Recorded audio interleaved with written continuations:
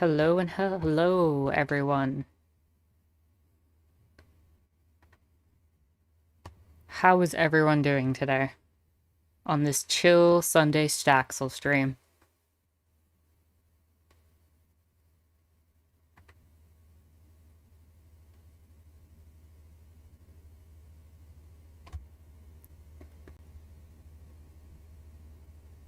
Greetings, Jalix.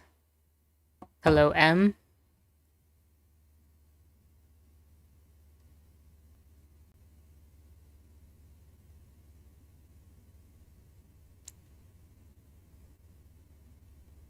That's good to hear that you're both doing, well. I am chill. Today's gonna be chill.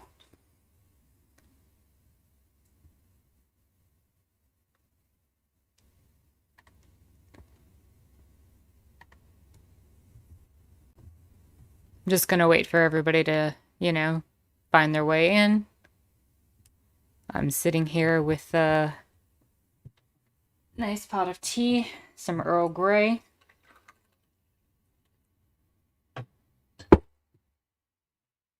Keep myself hydrated.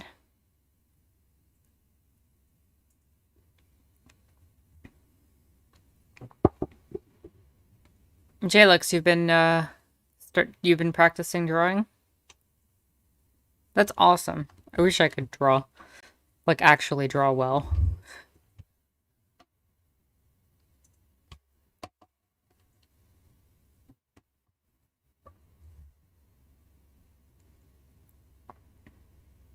Well, that's good.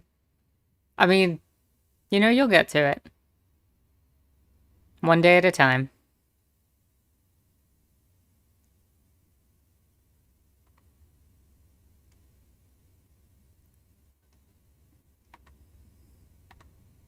Let's see.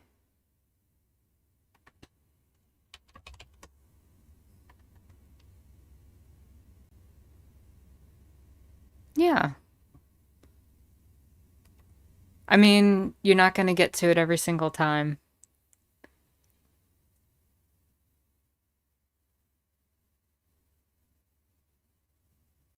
And Jalex is a boss at it? Yeah, true.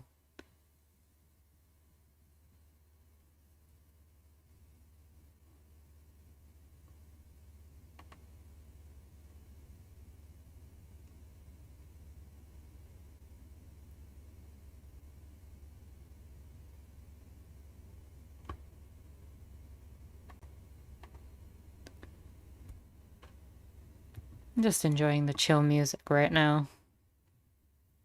Letting everybody join. If anyone else has arrived, hello and welcome. We're going to be starting very shortly. You can't hear the music again. I know why you can't hear the music again. Because I forgot to change it. That's my fault. Now you should hear music. The way I have it set up when I record my videos, I have to have it set on two different channels. One for my audio and one for the audio for the coming through the speakers. So in case something goes wrong with one of the volumes, like one out is completely louder than the other, I can adjust them accordingly separately without them being merged into one audio file. And then when I stream, I have to switch it over to have them both coming out of the same channel. So that's why that ends up happening.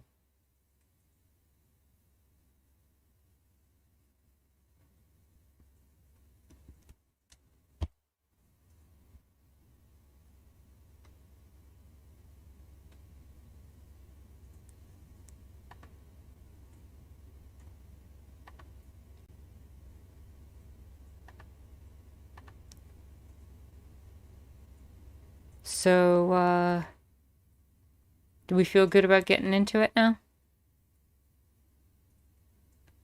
We've got portals up for today.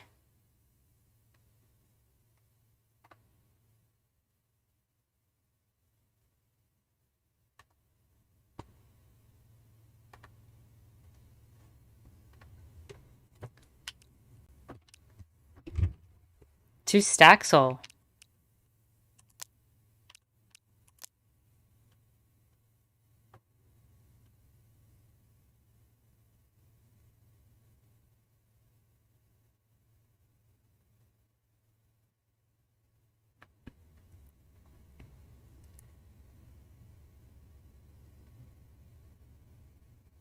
Right now.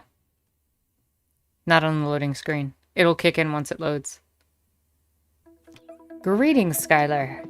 How are you? We have Base Cat.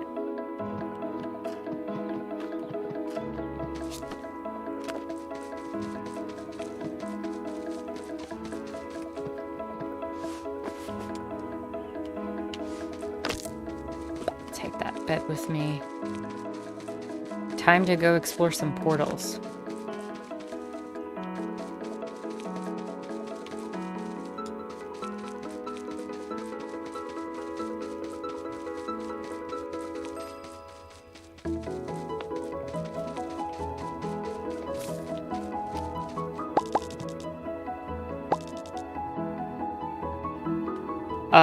Oscar needs to secure the support of a few influential residents. I'll make sure this village stays clean. I don't trust you. I really don't trust Oscar. When he says clean, I don't think he means just, like, clean.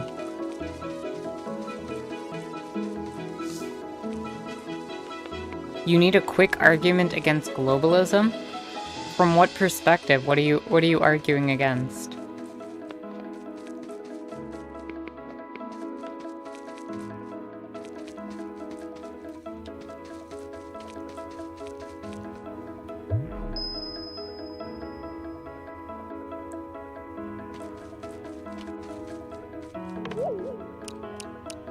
I hope we brought the bug. Yeah, we brought the bug net. There we go. Got a yellow ladybug.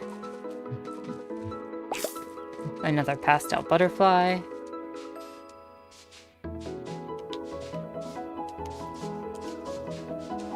Oh, against Neolib. Okay.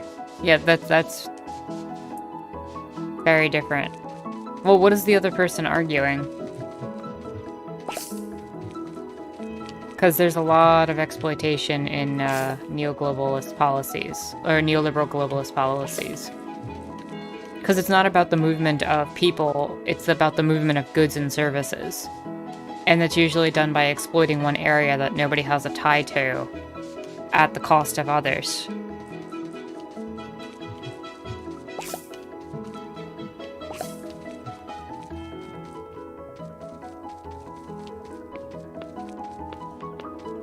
Okay. Well, I hope what the little bit that we gave you was useful.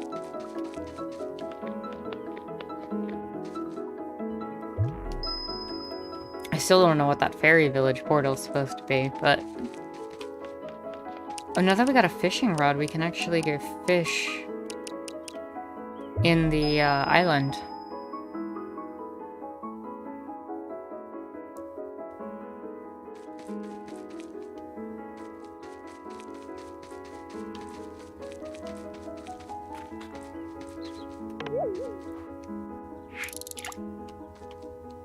Yeah, maybe we can talk about it later then.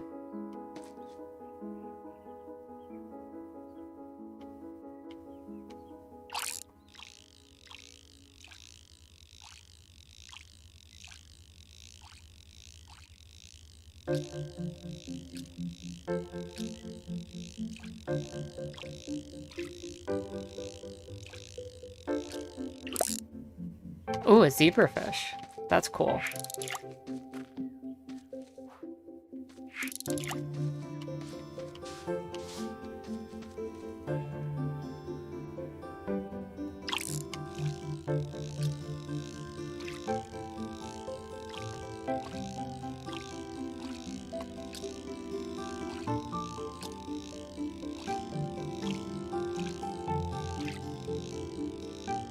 Fish is called a tropical angelfish.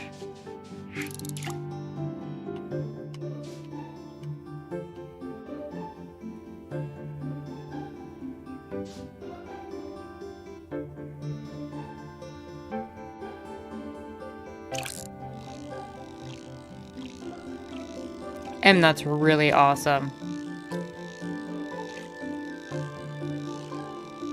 Being able to see, like, the different types of fish in a coral reef. I have snorkeled by a coral reef before, and took very careful care not to damage anything. Despite some of the other people there that really didn't seem to care.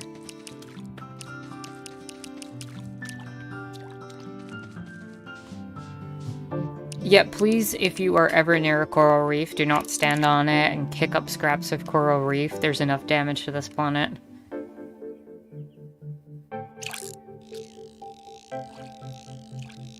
That kind of stuff happens way too often.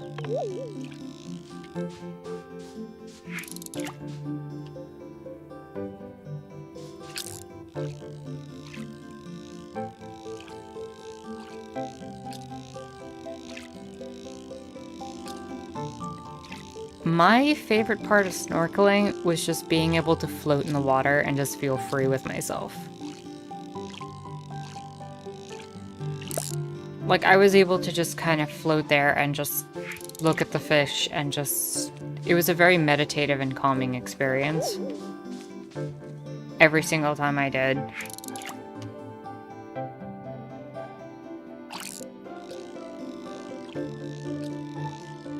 I don't know, it's just being able to watch the fish move in and out of the caves that they go in and out of under the water. There's so much happening that we just can't see on a day-to-day basis. And it's just fascinating to connect all of it.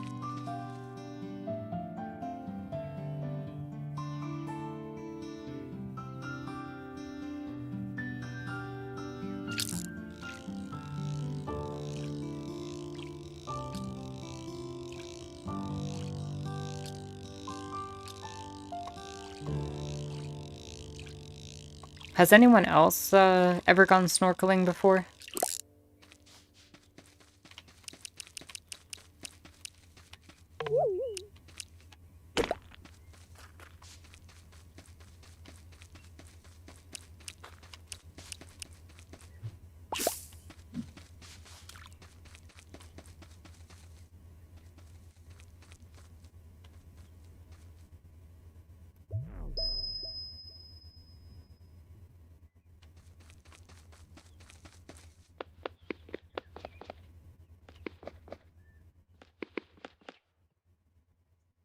Oh, hey Jay, welcome. You figured out what you meant by ignorant majority during the direct democracy discussion.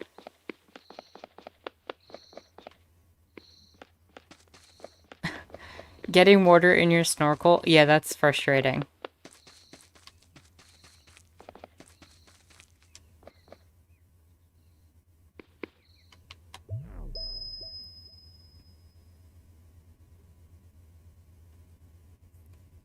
Jlex, I hear that. I took advantage of some very fortuitous situations to be able to experience it. And careful budgeting of money.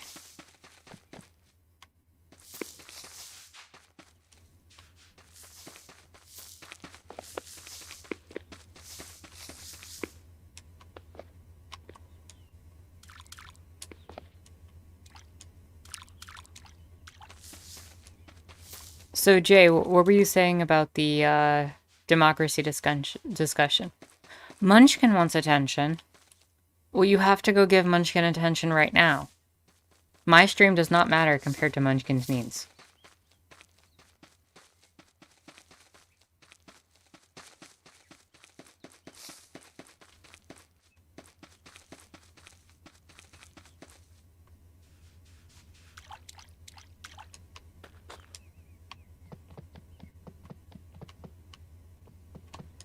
Munch is officially server cat for our Discord.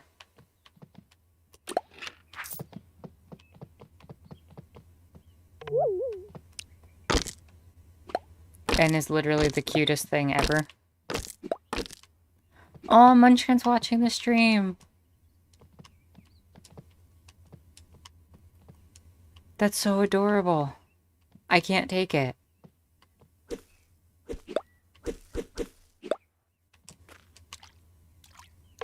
Yeah, water does not function the way water is supposed to work in life in this game.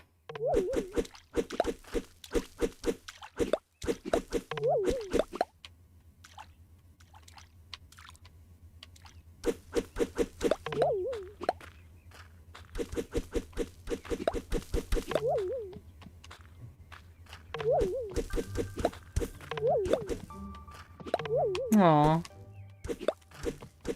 Munchkin has a little blanket that he can lie on.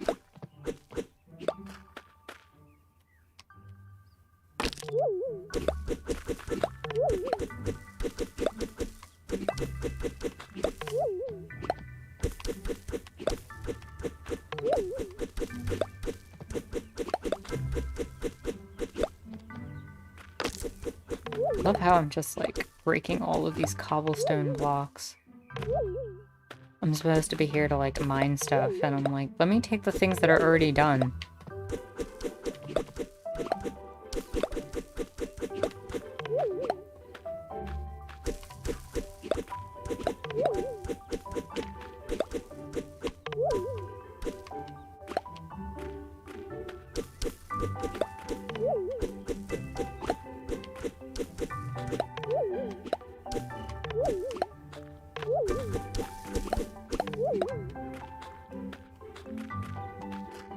Oh, and we fell in the water.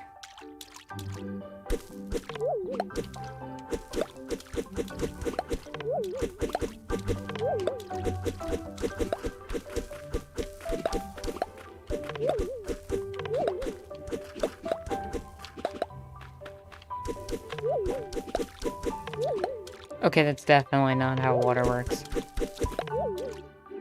That's funny.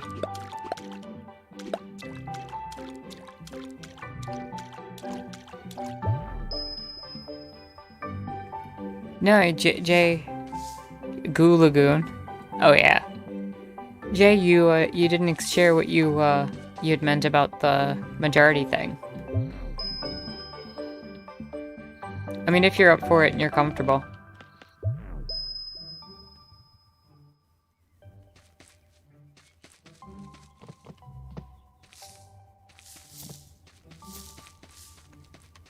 Well, it's up to you.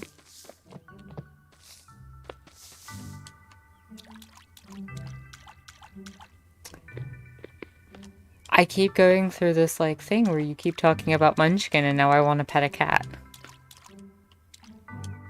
And there's no cat for me to pet. Because Munchkin sounds like a little adorable kitty.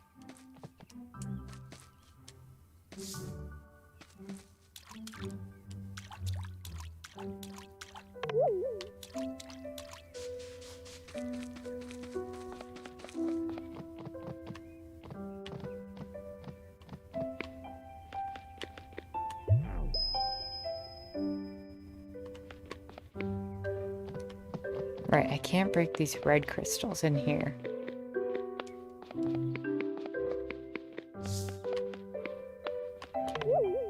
I'm gonna steal a door frame.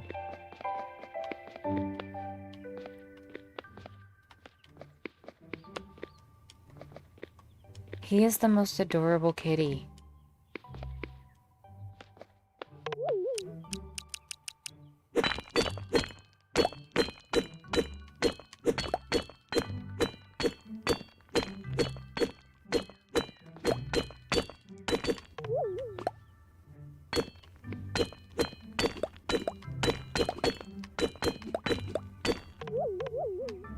I need a stronger pickaxe. I gotta figure out how to upgrade my pickaxe.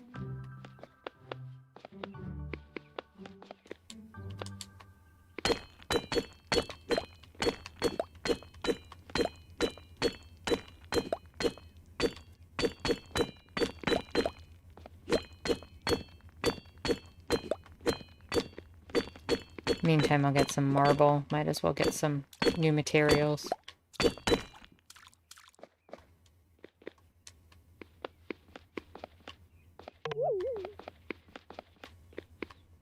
I can't see. This area is way too dark.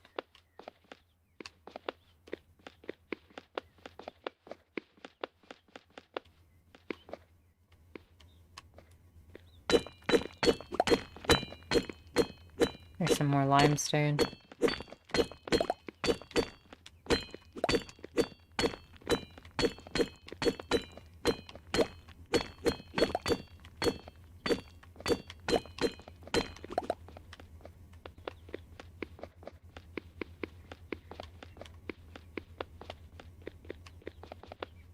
I literally can't get through any of this.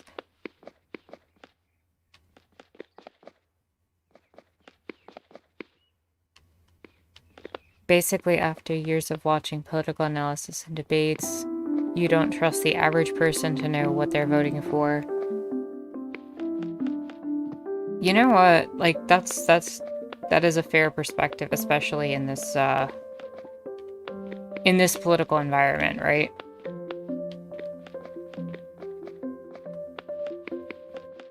Yeah, I would definitely agree with what Jalix just said, that the majority doesn't exist in a vacuum. Then they're influenced by a lot of things.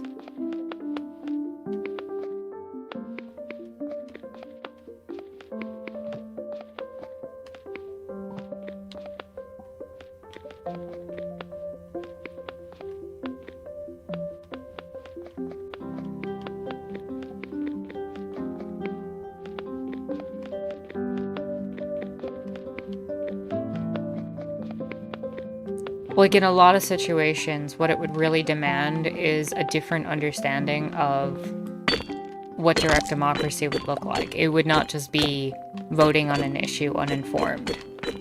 It would have to be without the manipulation of people coming together and coming to some sort of consensus on things.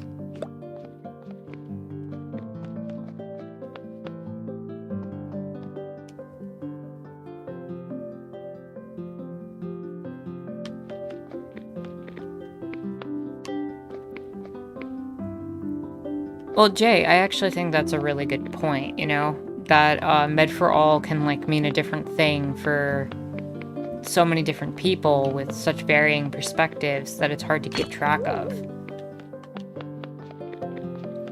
Like, you're already talking about really difficult issues to put into some sort of law when you're trying to balance a budget, when you're trying to make sure everything is on the books in quite the right way. And then you have propaganda campaigns on top of it that are twisting a lot of that information, making it sound better or worse than what it is. Usually worse with something like Medicare for All, where people get fearful of it because they're afraid of losing the little bit that they have. Or fearful that they won't be recognized for the hard work that they've put in their own life.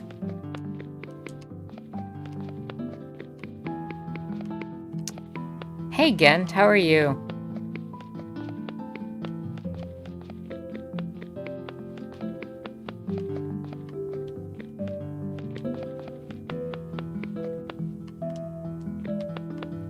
I'm pretty chill.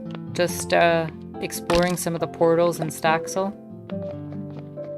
We've been through these once before, but we're trying to explore a little bit, try to get some more crystals if I can find where the blue ones are.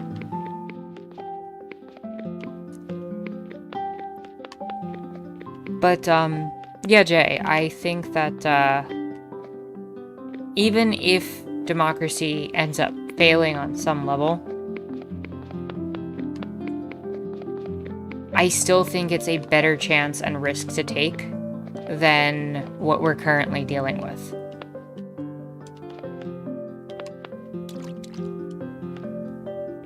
Because if you're in a situation where direct democracy is ruling the day, then direct democracy is, like, to blame for it. But if you're someone who puts, like, a representative in power through direct democracy and a certain set of institutional ideals go into place, you tend to find an extremist from your perspective to purport your ideas. So, for example, if you're someone who is against a certain position or ideology, you know, pick anything like Medicare for All, right? If you find somebody who's against Medicare for All and you put them in office, they are going to advocate way more against it than the person who on average is voting for that person in power. I think it leads to a lot of imposition of demagogues. Like, it creates a situation where people seek power more for the sake of power rather than actually trying to put policy in play. And so it becomes a system where they're trying to perpetuate their position and power rather than come to truths and understandings. And each time that the person's voted in, it entrenches them more and creates a confirmation bias that their extremist position is correct. And I think that's a lot of my issues with it. Whereas in democracy, you may have difficulty shifting one particular person's perspective, but the idea is that overall, people are going to start to shift in a specific direction that will tend towards truth if they're not being manipulated.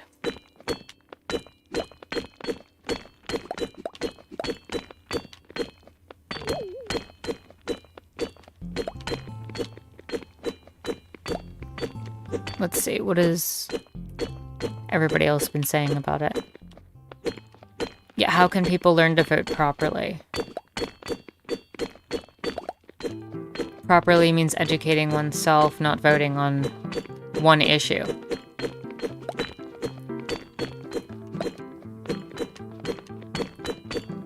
Let's see, JLIGS, it's still able to preserve, but it's incredibly difficult to design a system that do that. But that's why we want to decentralize.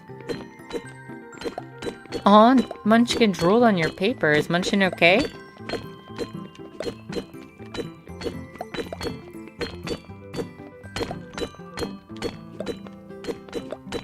It would make the whole American experiment idea of just move more viable than it is today. Could you elaborate on that a little bit?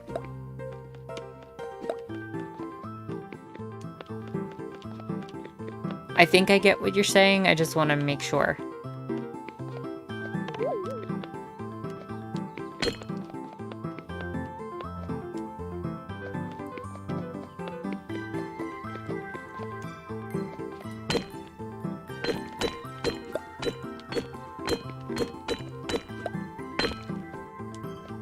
I wonder if I can set the bed, like, right here, and if it'll just let me sleep here. Oh, wow. Totally can.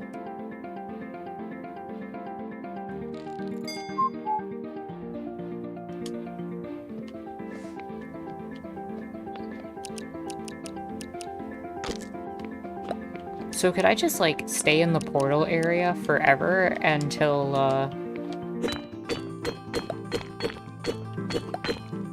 like, would that happen? Would that the game let me do that? Would they still let me go back home? Or would I be trapped here for like 15 days? And if I am, who will feed Base Cat? Base Cat's a carpenter god, but Base Cat still can't reach the food themselves.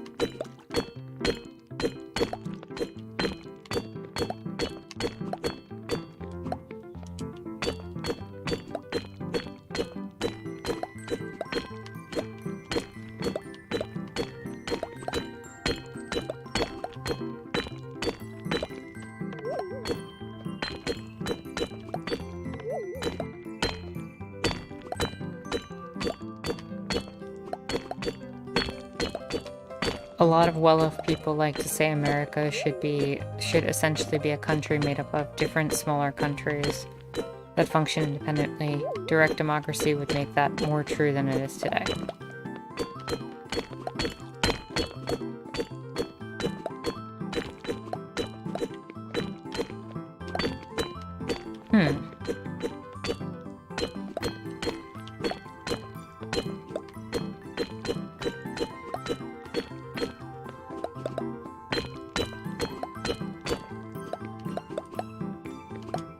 I think part of it is also why do rich people want that kind of situation?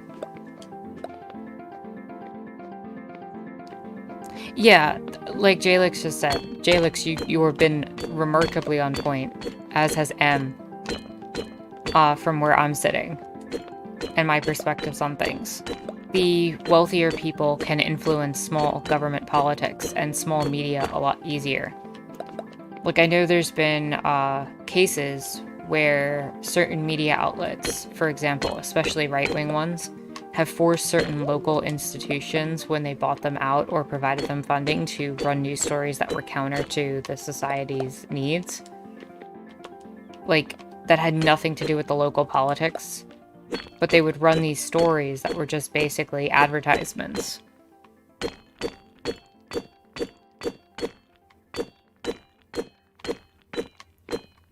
I think the goal would be also to remove and get money out of certain components of politics. Because otherwise I agree with you that it really wouldn't work. I think that's part of the issue we're running into now in the United States. The more you're able to fund money into a conversation, the more you're able to essentially buy votes. And we don't like to think of it that way because everybody wants to believe that their opinion is entirely their own. But the fact is, we all influence each other all the time.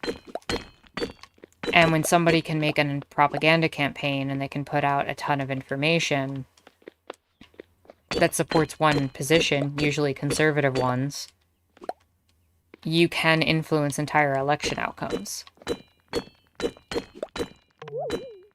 We also know this because the US has done it in most of the world. We like to influence other people's elections by funneling money behind certain people that we think are in some sort of American interest. So the first thing that needs to go is the money from politics.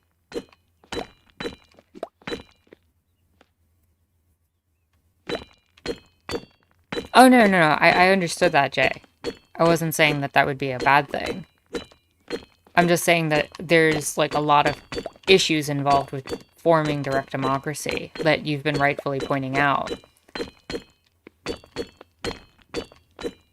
And one of the steps, I think, is to limit how much influence finances can have over a population of voting. You know, there's also these, like, different scales and levels in which it can happen. There's the propaganda scale where you can afford to put out advertisements. There's the level where it's more direct, where if you want to work in certain places, there are situations where your landlord or the person who owns, like, the place you work can influence your vote directly. Finance does not make good looks when it comes to creating fair politics and allowing for direct democracy to flourish.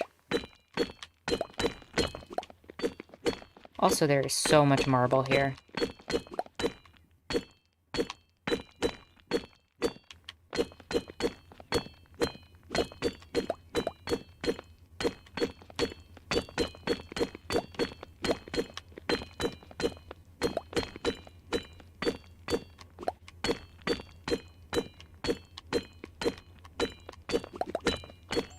Like, there's a lot of good conversations that can be had about, like, how direct democracy is, or democracy in general, is influenced. Yeah, companies might even buy votes.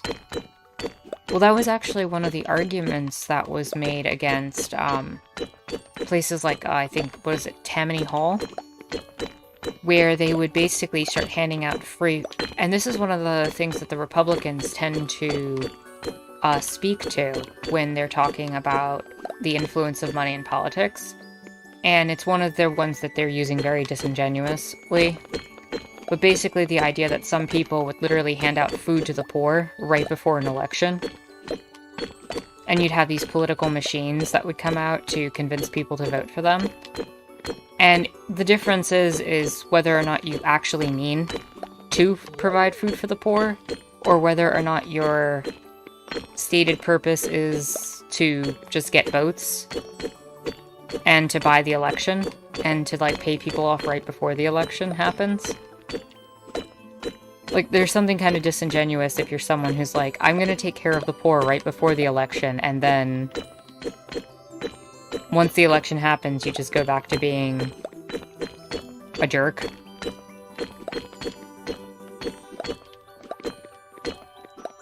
Oh, I agree, Jalix, completely. These conversations need to be happening.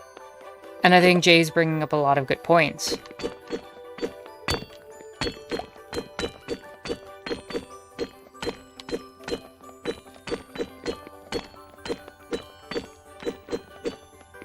Like, in a lot of ways, we have to, like, work within what we have available to us. But that doesn't mean we can't strive to make things better and try to reach the lesser evils in all situations.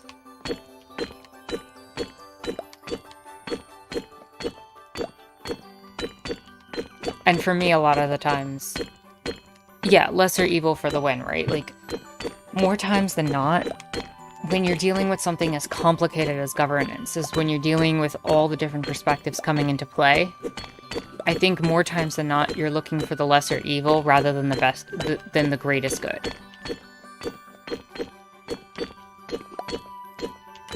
Which is going to give the least harm in this situation.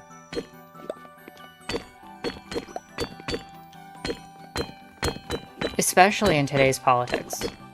Like, choosing between the Democrats and the Republicans, for me, it's definitely a lesser evil argument.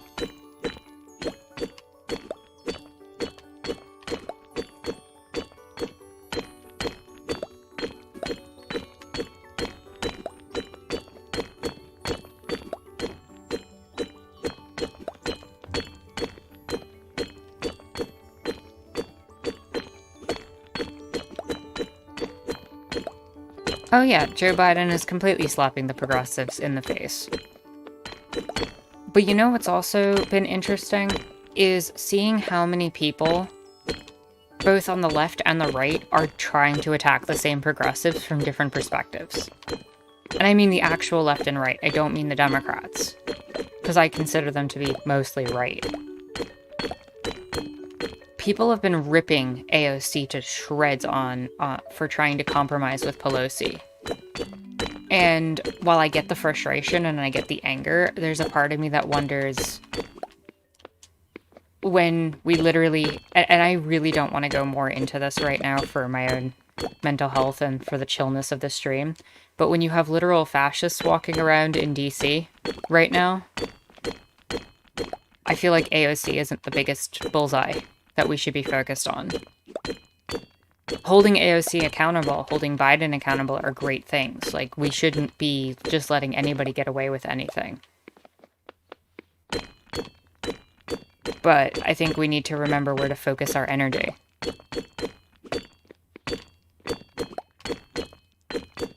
Thank you for saying that. That's why I'm subbed. Could you clarify for me exactly what I said? What part of it?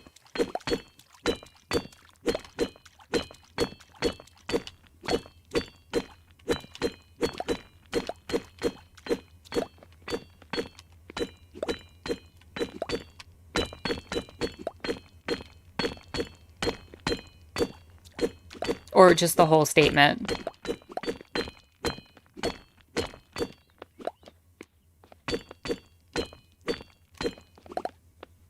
Oh, yeah, the people who are dogpiling AOC. Yeah, no, it's been hard to look at from my perspective because, you know, in principle, most of the people dogpiling her are people that I'm ideologically aligned with. Like, I've been seeing a lot of anarchists attack her. I've been seeing a lot of socialists attack her also. But she's one person out of a group of what, like 6 to 8 progressives that are actually in power right now? I mean, she could try to go full Tea Party on everybody and try to, like, fracture the Democratic Party and shift it left.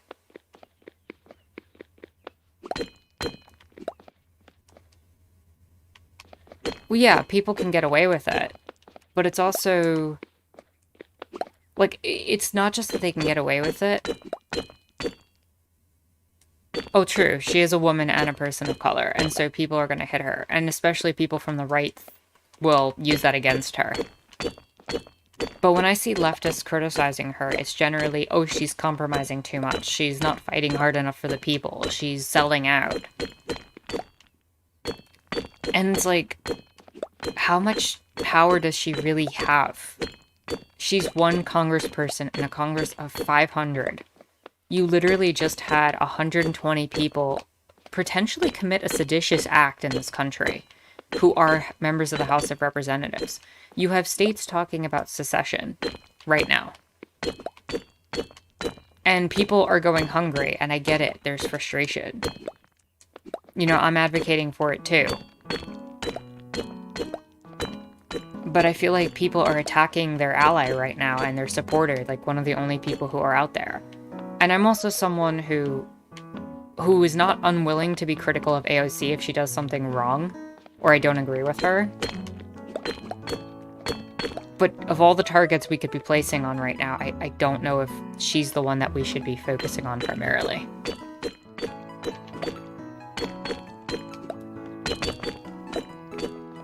Intersectionality is real. Definitely. I am definitely going to back you up on that one.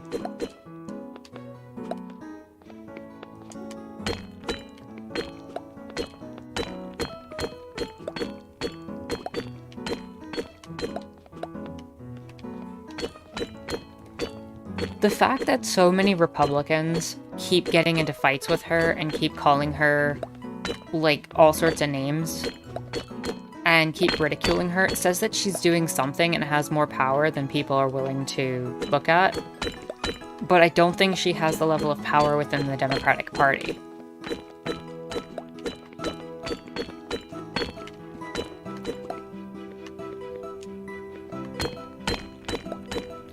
And I'm gonna be real with you, like, I personally believe, and this is just me, like, being, like, reading between the lines on everything, I honestly feel like AOC would be a full-blown socialist if she had the opportunity to be her authentic self in Congress.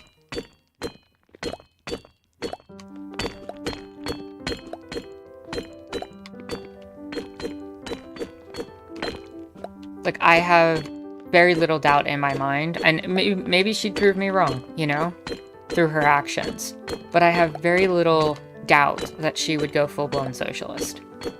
And the stories that she's brought up about people who are working class, who are poor, who are people of color who've grown up in really disadvantaged situations, her own lived experience and her own neighbors growing up that she's talked about consistently, which angers Republicans to no end, and a lot of Democrats, if we're going to be real. That's valuable information. That is very valuable information that needs to be put out there. And you can't ignore it when someone's in a political position of power. And she's kind of become the face of that progressive movement.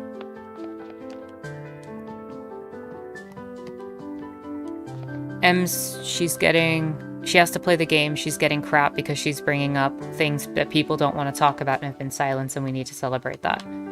I completely agree.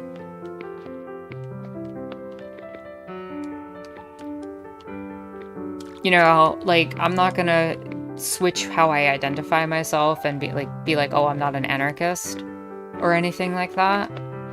But I also have to accept the reality that we're living in. I want to see revolution happen. Like, I want to see the money tables turned, as it were, right? Like, I want to see people be able to have freedom. But while we're in our chains, we have to think about what's going to loosen those chains the most, and where we can put our energy and effort to loosen those chains the best. That's what I'm advocating for, more than anything else. Again says, random question, but what should you say if someone makes the argument socialism never works? Well,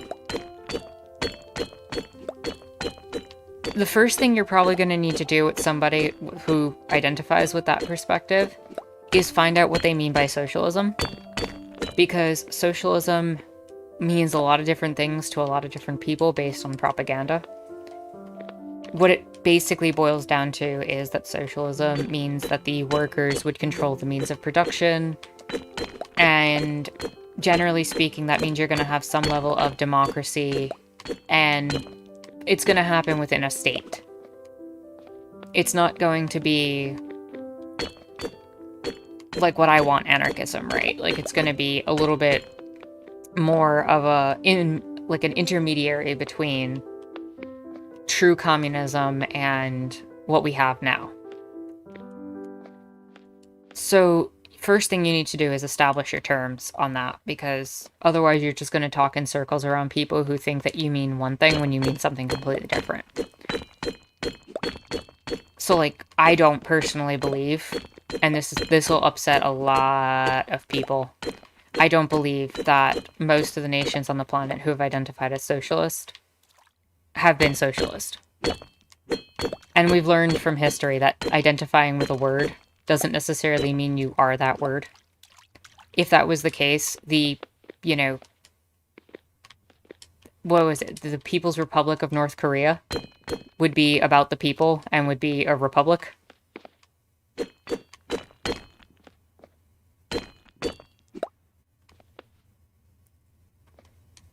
Yes, there are cultures, that have functioned in that way, but they were smaller. That's the other thing. I think you're talking more about communism in particular. What would be identified more as communism. And, like, you've had the anarchist societies of Catalonia in 1936. You've had indigenous groups who have had a form of communal living before. There's a situation in Chiapas where a lot of people would argue that that is functional communism right now. No, you're fine, Em.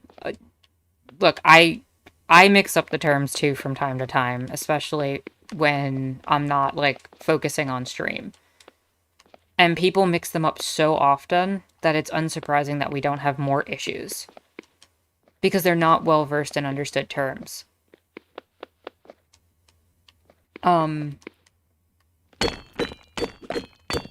But getting back to your question about socialism a little bit more.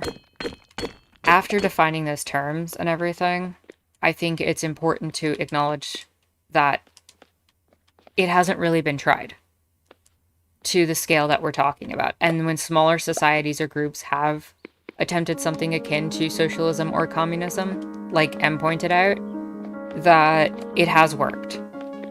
And the goal should be to expand that to a larger scale. Take what we know does work and expand it to a much larger principle. How can we maintain something like that without authoritarianism? Well, there's good solutions to that. There's using computers to calculate a planned economy that doesn't require, individual people having to dictate markets. I mean, if you look at Amazon, for example, Amazon basically functions as a planned economy. Walmart functions as a planned economy within a capitalist structure and system. There's a lot that we can learn and can continue to grow to learn on how to make resources available without having to harm individuals or create an authoritarianism.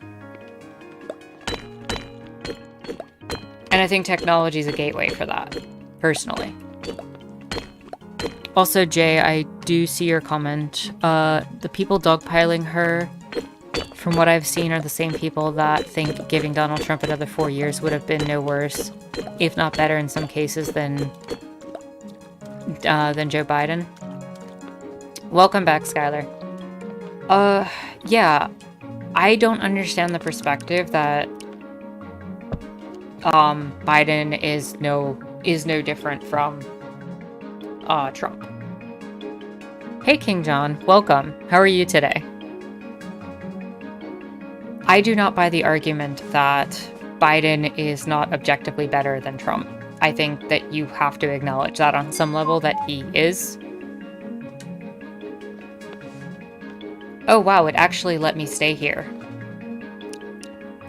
I'm still on the portal after the portal day. I don't know if I can get back now. We're gonna find out.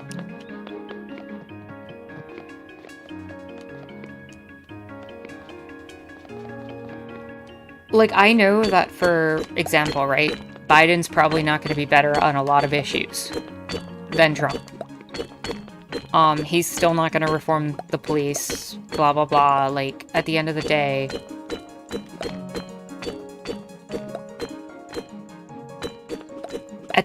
black people in this country, especially, are still going to be subject to police brutality and violence. The day-to-day interactions are not going to change under Biden. He's not going to create the type of reform that we need in this country to actually fix anything, or fix race relations, or anything of that sort, or address privilege and white supremacy in this country. But when you compare that to the Trump administration's direct action calls to a white supremacist group, when you literally have him meeting with people who represent the Proud Boys, no, you can't make the claim that they are one and the same. I will take, as much as it sucks, I will take 4 more years of status quo of the same crap that we've been dealing with, rather than an escalation of the worst aspects of the status quo over the past 20, 30 years.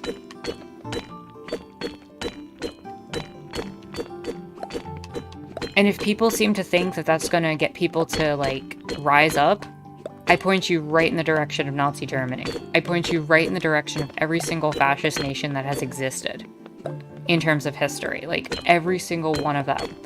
Whenever the claim was made that we'll do better if, you know, the fascists rise, then everyone will see the condition of the country and they'll all, you know, band together. No. You end up with repression. You end up with the offices of, like, the Communist Party in Nazi Germany being completely wiped out. The Social Democrats being wiped out as a party, being taken as political prisoners. That does not end well. Leftists need liberal society in order to grow their position. As much as fascists do, to be honest. But I'd rather take a chance where we're in the middle than straight up on the other side. Jimmy Dore is going full ego here. What Jimmy Dore is BS accelerationist that has no plan, anarchist and Marxist. Never you argued for such a thing. Well, you know what the funny thing also is, King John? Marx was the one who said, and Engels even backed this up when he wrote the English translation of, Das Kapital? I think? One of the books. I think it was Das Kapital. Basically, he ended up making the assertion that England might have been one of the countries that could have accomplished revolution through nonviolent means. Or relatively nonviolent means. Like, we don't need some glorious violent revolution. That's not necessarily the best way to do everything. And even when you look at the, like the anarchists in Catalonia, when they rebelled, they didn't go on a killing spree and slaughter all the people. They took the means of production, formed a revolutionary army to defend themselves, and kept it at that. There was no point in moving beyond that point. The violence ends as long as the capitalists are not trying to defend what they've stolen. That's what most of the theory recognizes. The violence is self-defense.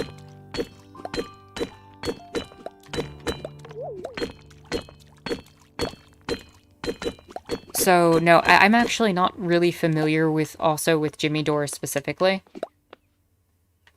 But I can extrapolate, I think I can extrapolate what you're getting at, King John, about that particular perspective. Skylar says, so in an ANCOM society, what if some people just didn't work? Would we have forced labor? But the work hours would also be like really short, right? So would that be a bad thing? So my position on work is that we should be reducing the amount of work in society as a whole. If you're able to get machines to produce food and perform labor,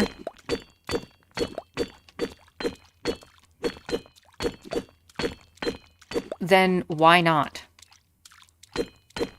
And I think that in a society where you're literally telling people, hey, if you want to eat at the end of the day, you need to just work, what, maybe 5-10 hours a week, making sure that you do your part to make the society function. I think people are going to be less frustrated than that, than the ridiculousness of everything else, especially if you can schedule your hours. Like, imagine being able to, in this day and age, work even a part-time job. Say, like, you had an 18-hour-a-week job, and you could set your own hours. You could agree to do it when it was necessary, and you would have full healthcare, full everything, and would be generally loved and cared for by the society that you're in, and the rest of your time could be spent doing leisurely activities and not having to worry about food. I think that's the difference. The incentive is that under capitalism, you're working to make somebody else surplus value, as opposed to... Exactly, Jalix. Like, what we have now is forced labor. We're talking about lightening the load of forced labor and giving people more financial assistance back for it based on their own production and labor. So having to say, even in like an anarchist society, that you would have to work X amount of hours over the course of a thing makes relative sense. The idea is, if you want to take advantage of the perks of the entire society, you have to do your part. That's very different from you're making this other person money, because at the end of the day, you're reaping the entire societal benefit. You're reaping the value. And if the goal is to reduce labor and reduce work over time, rather than prop up positions that make no sense just to feed an economic system that's become outdated and outmoded, I think you'll find that people will cling to that as a lesser, certainly a lesser evil, but I would argue a moral good. We should be moving away from working. King John, it has no plan. You can't have a revolution with no plan of how we're going to set up a new society. True. That is 100% true. I think a lot of plans are just generally like, oh, we'll figure out what the society looks like after the revolution. No, you need your foundations.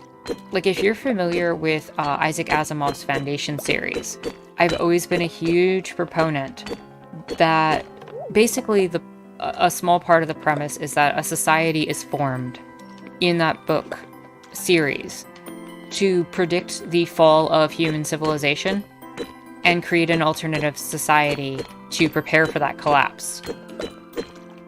I think whenever you have a revolution, you need a foundation. Or else the people who are going to seize power at the end of a revolution are going to be authoritarians. And nobody's going to win in that situation.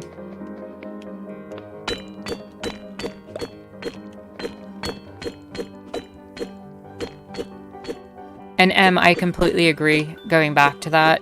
It would be a collaborative effort rather than hegemonic coercive wage labor. I also think you'd get a situation where people's basic needs would be taken into account.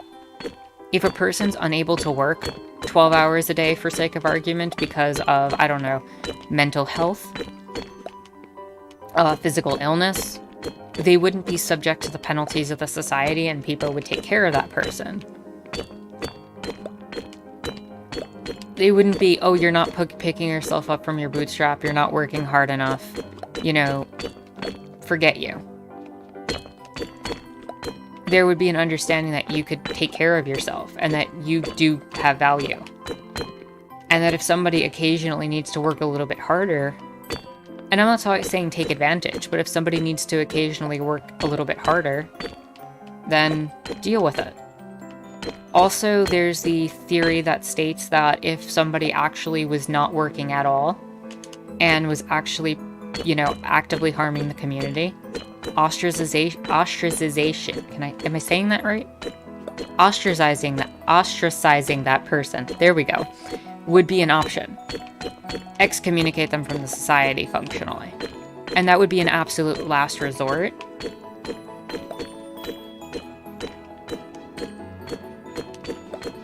But, yeah.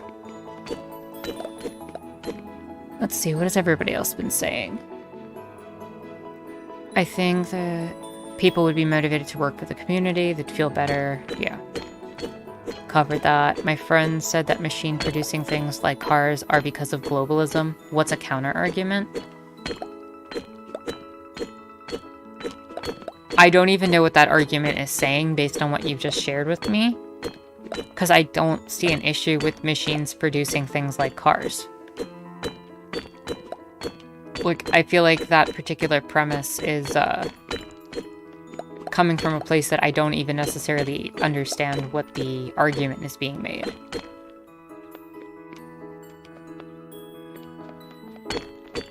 I mean, I think it's a good thing cars are being produced by machines at the end of the day. I just think how we approach finance in terms of people producing labor needs to be readjusted to accommodate for the fact that we can produce things so much more easily and scarcity is not nearly as much of an issue as it ever was, except apparently when it comes to water. Because he said machines are made because of globalism. I mean, machines were made because capitalists wanted to outcompete each other.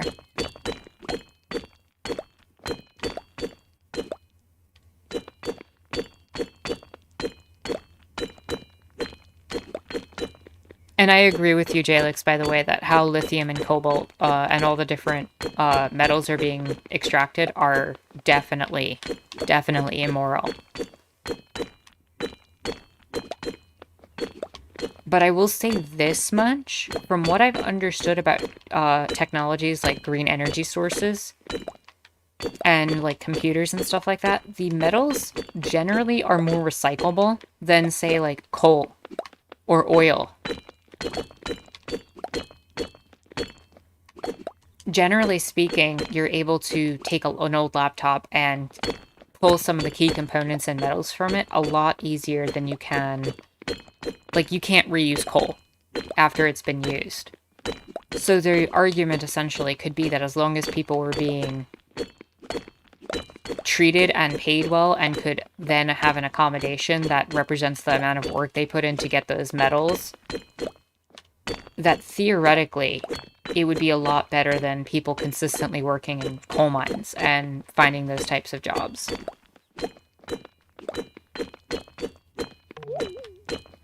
Okay, Jay. See you back here soon.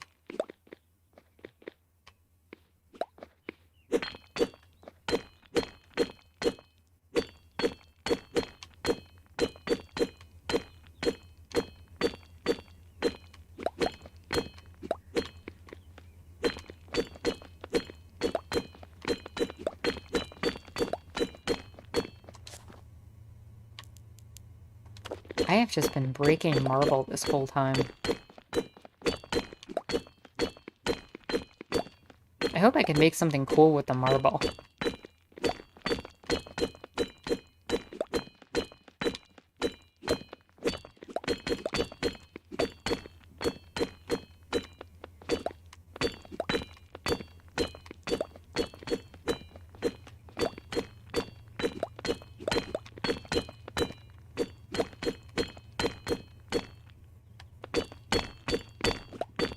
In a society like that, you will do what you can, and the community would celebrate it rather than being disposable like in this type of social setup. Completely agree with you, Em. You have to have situations where people can take time to heal when they need to, and they're not disposable.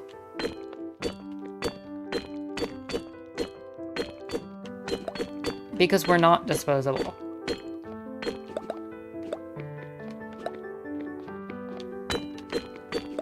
Humans have value. And it's not just capital value.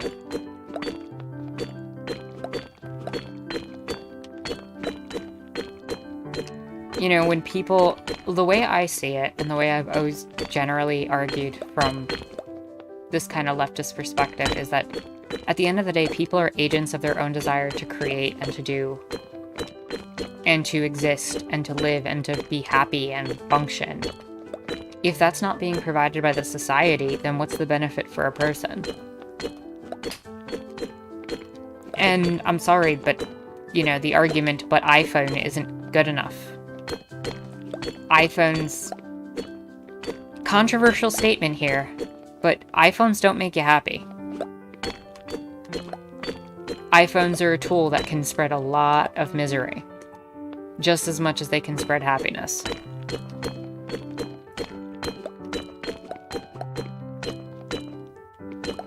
What does joy look like?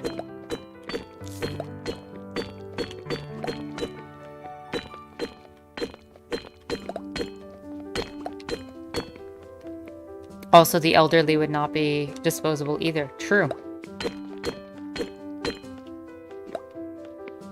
The amount of people who have come out, especially with this pandemic, and just been like, well, it doesn't matter. It doesn't affect me. The virus only affects old people.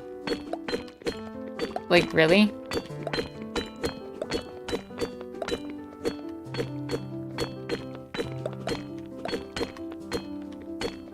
Like, there have been times in societies and cultures where the elderly were respected for their wisdom and knowledge.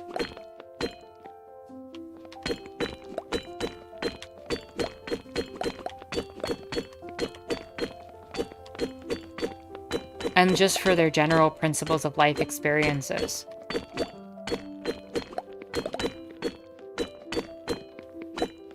Yeah, that's true, Skylar. People just let old people die, you know, a painful death.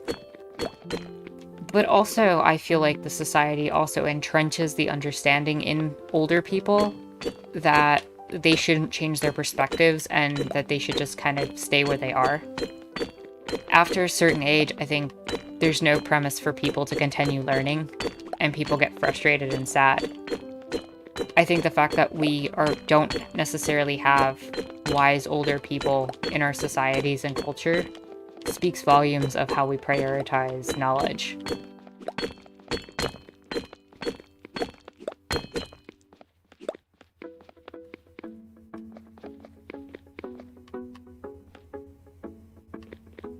The horribly exploited mine workers, also how capital exports all the undesirable labor to poorer countries. True. I mean, slavery still exists, right? We're just removed from it. We're not next to it.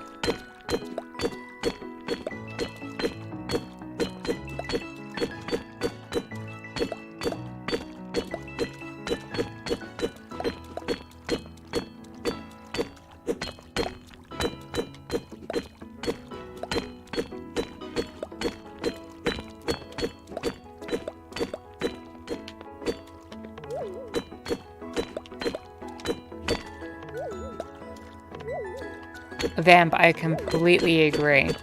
How are you today, by the way? Thanks for just jumping in.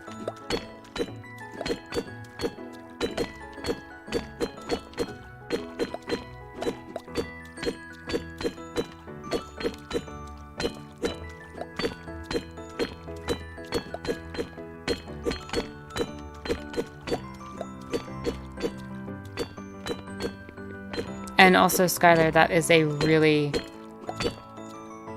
must be a really frustrating story for you.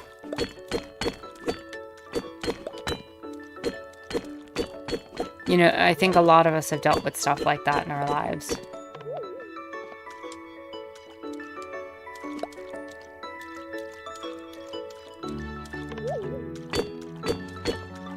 Well, if they were happy.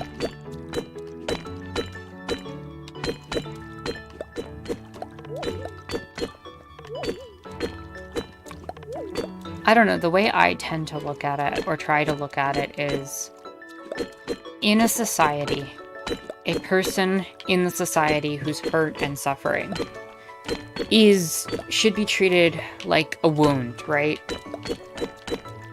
Not that the person themselves should be, you know, treated as a wound, but that they should be cared for like a wound is cared for. You give that person time and space to heal. You give them clarity of time to find the way to grow back into being whole.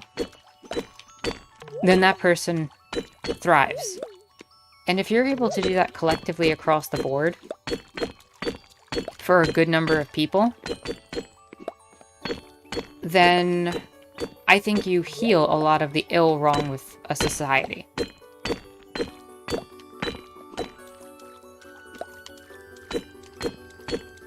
When we let these wounds fester over and over and over again, when we consistently let people go through that kind of trauma and don't find a way to help them resolve it, I find that we're just enabling these wounds to essentially fester. And that's why society's not going to function.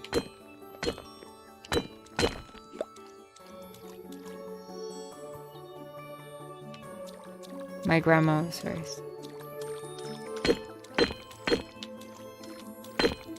Aww. It's always hard losing someone you've been that connected with.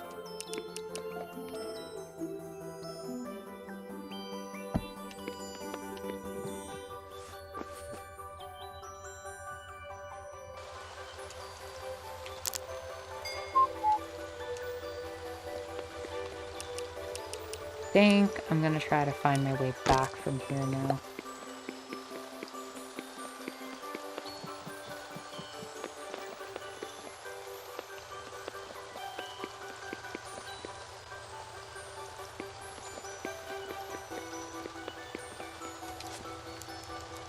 I got a ton of marble and limestone and raw basalt.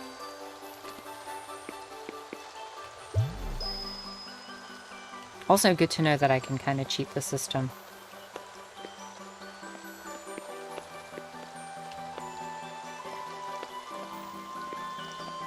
Except I have genuinely no idea how to get back.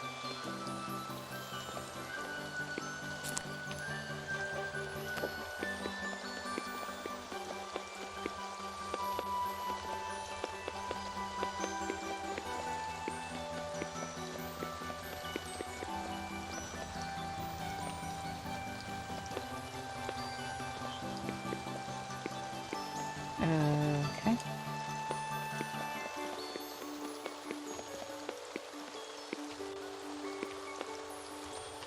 Oh yeah, that's true. Jalix is getting to see the portals live this time.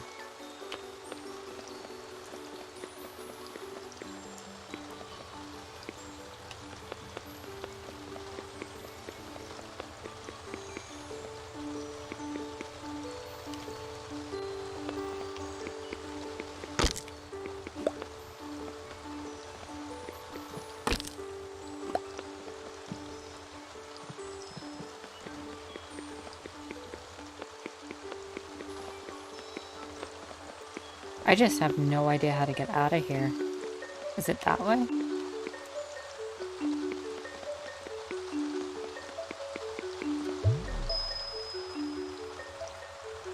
Nope.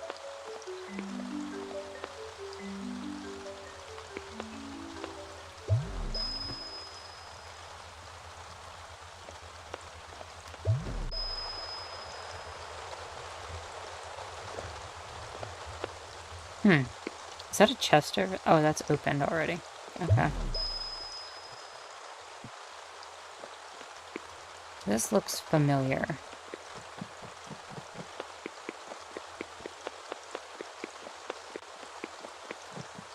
I made it out. Yes.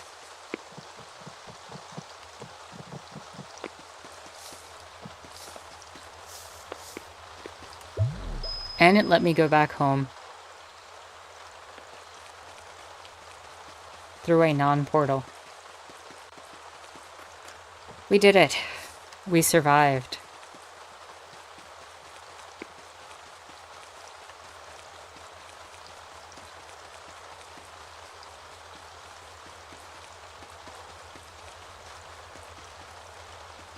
Let's go see if Base Cat needs food.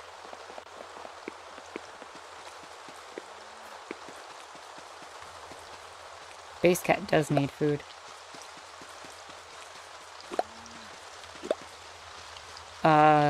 I think you dropped your phone, Ida.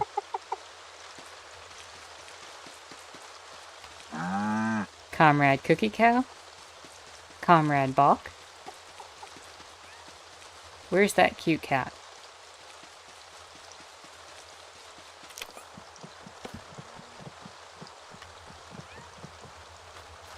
I hear the cat.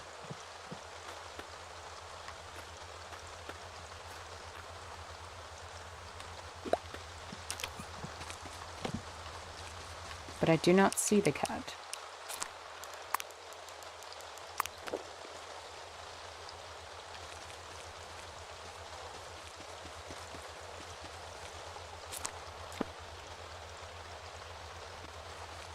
What? Is Base Cat in the house? Base Cat?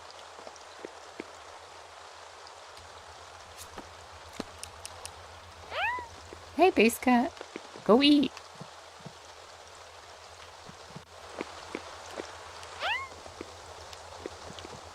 Okay, you do you. Also, thanks for the extra couch.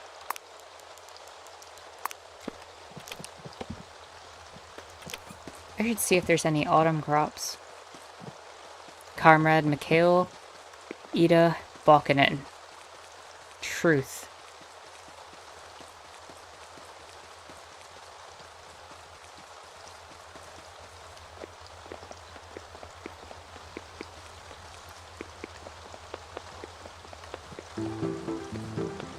I know Skylar wanted to grow pumpkins. Pumpkin seeds.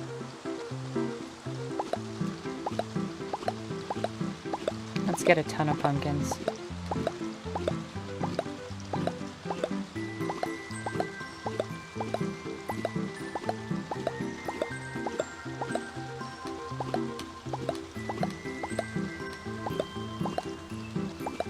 And corn.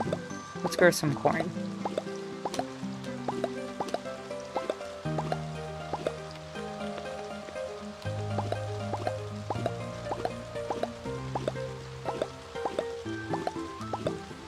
Okay, we've got plenty of seeds.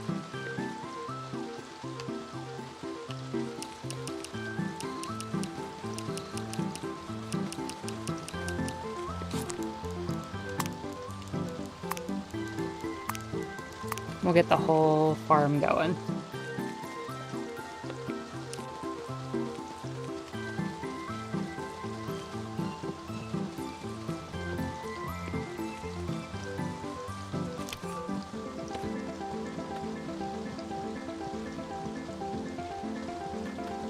I don't know.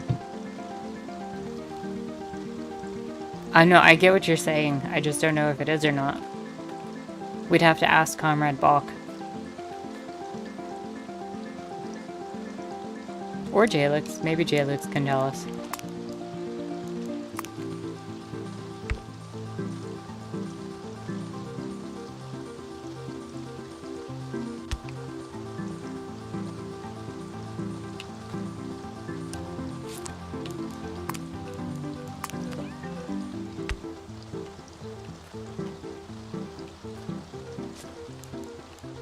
Well, if you think it is, I'm gonna go with that then.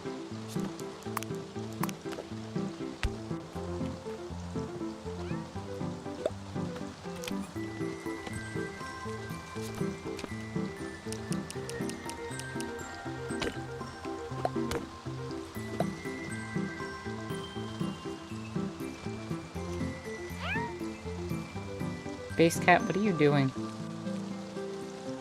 Look, I made a little kitty door.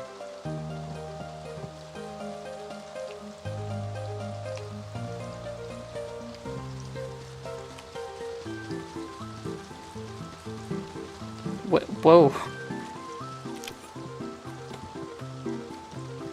There you go, Base Cat. Come eat. Okay, you're gonna go through the other way anyway. Cats. Has anyone ever had that experience?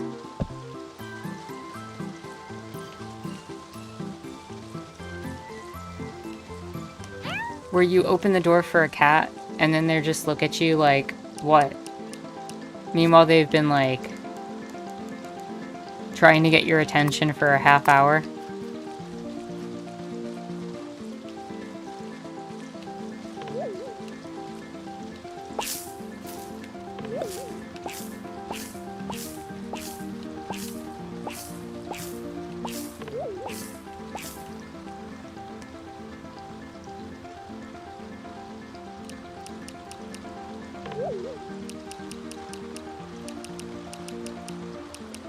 I did not bring my scythe.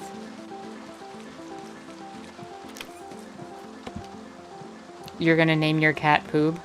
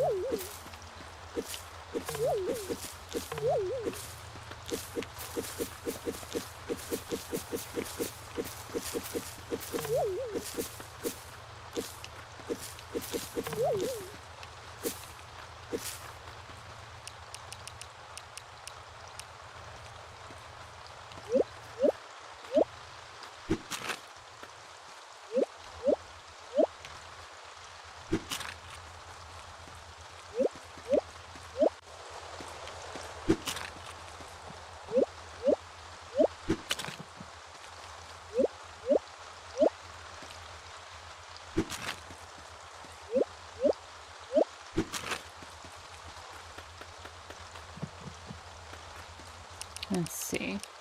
I'm going to try to clear as much of this as possible for planting.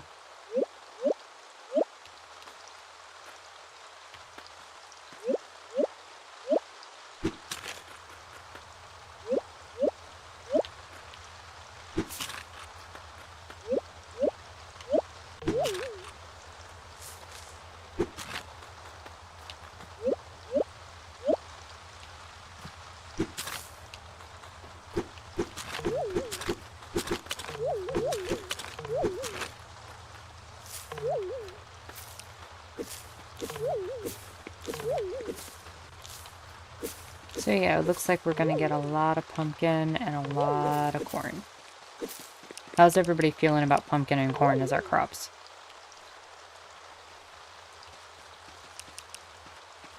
I do have a favorite flower, as a matter of fact. My favorite flower is lilacs.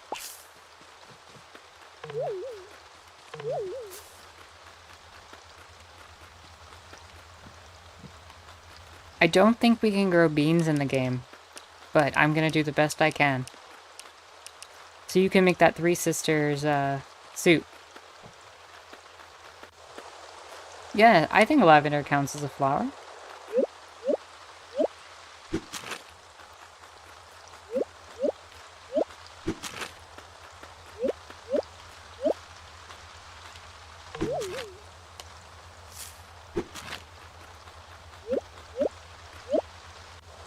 The scent of lavender is really soothing.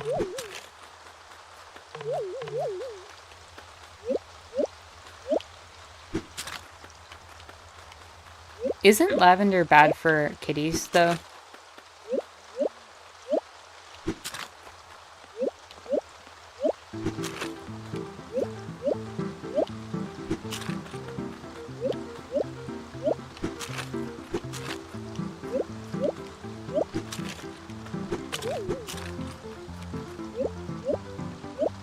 Oh, I didn't think you guys did.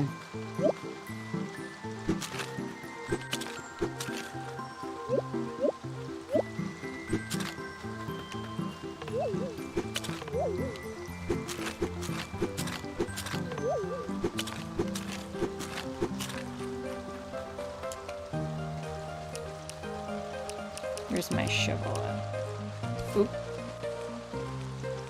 Oh, my inventory's full.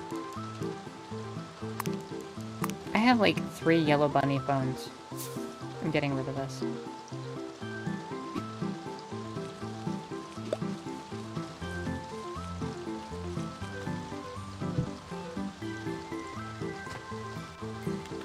It is toxic to cats, that's what I thought.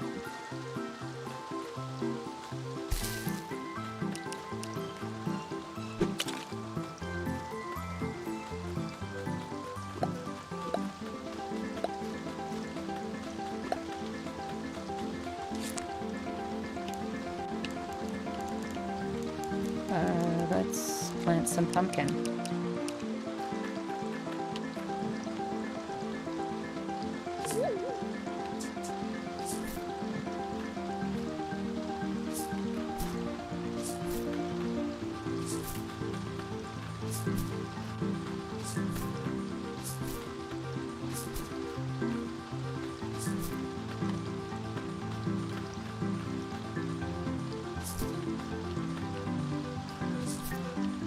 Okay, that is not where I thought that was gonna place. Oh well.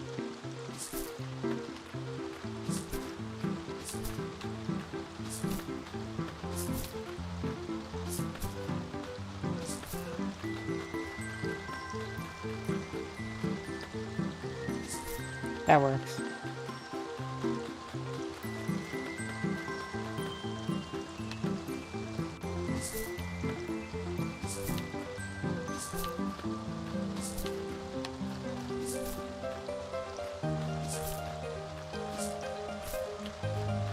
I wonder how much of it they have to come in contact with for it to be, like, actually harmful, like, to cause effect, like, cause any serious, like, damage or anything.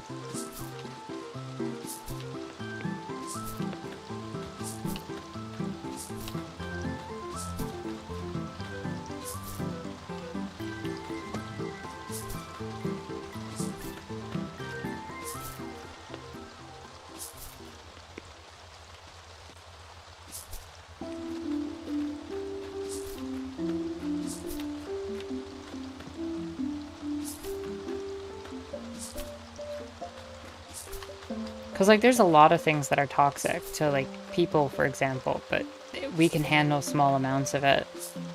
So I just wonder what the threshold is for cats when it comes to a plant like lavender.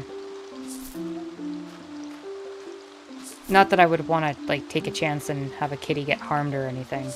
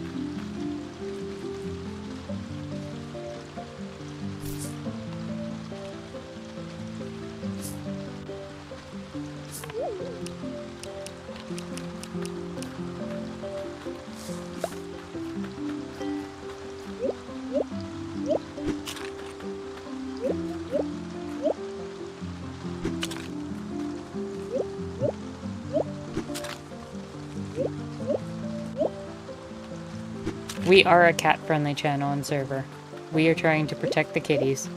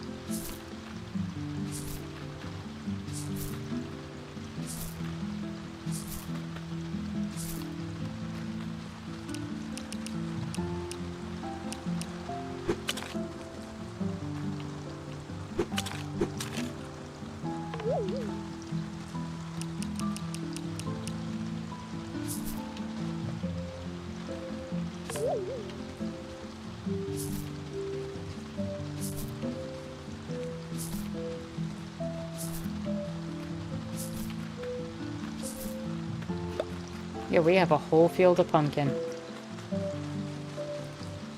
Let's get the corn going. So that'll be our little pumpkin patch. Maybe the great pumpkin will come visit us.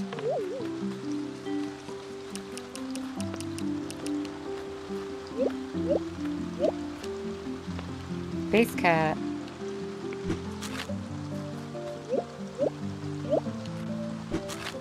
What you doing, base cat?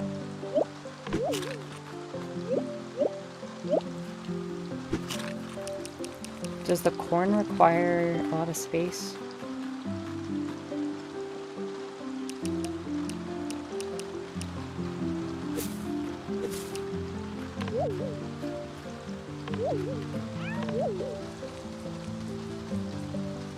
I am a huge fan of pumpkin.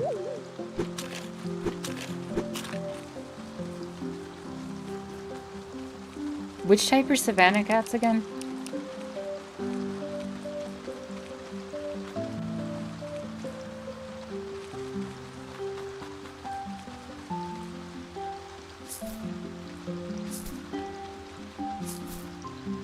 Okay, corn doesn't require a lot of space.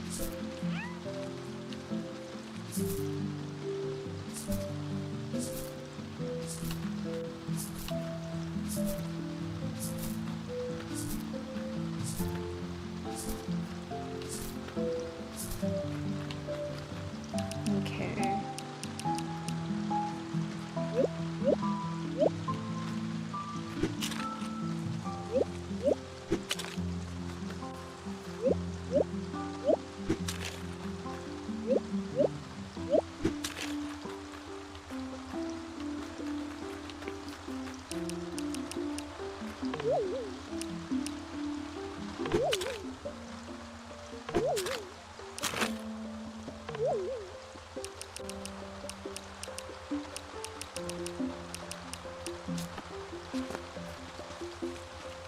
Oh yeah, please make more of that pumpkin soup and share it with the server.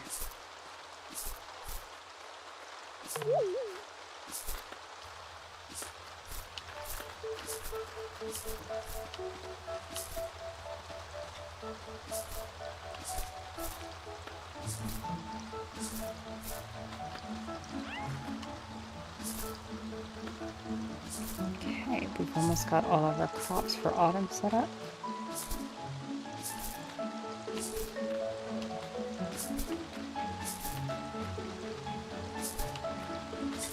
Oh, Vamp, you're gonna have to get that recipe. And please do share it with Vamp. More food from more people.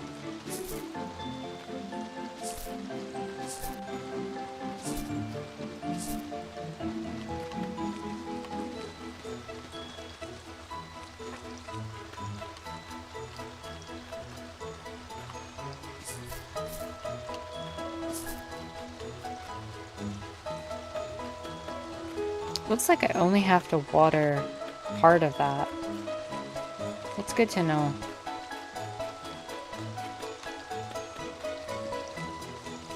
I should also fill that other hole with dirt.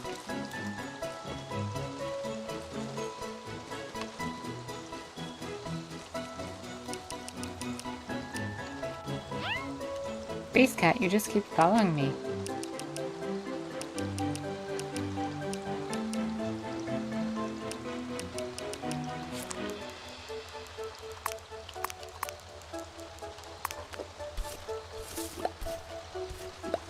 And I should probably go to sleep as soon as I fill in the dirt.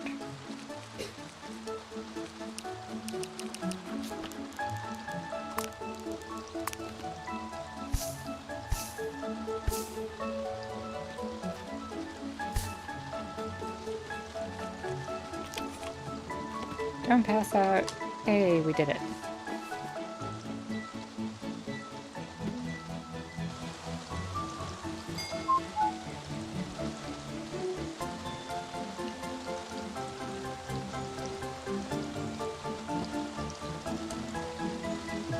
Yeah, the story of the Three Sisters is beautiful, and I definitely advise anybody read it. I would not do it justice, like, to explain it.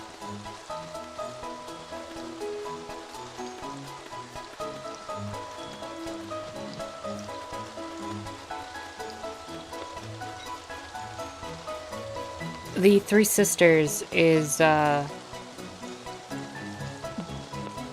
squash, corn, and beans.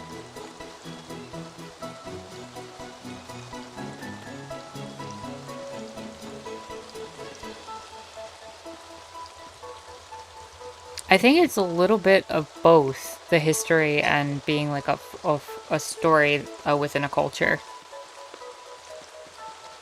But one thing that I can say is that the way they were grown by indigenous peoples in the United States is they literally have the corn grow. And the vines from the squash and the from the beans or whatever would end up performing different functions that improve the soil and were symbiotic off each other.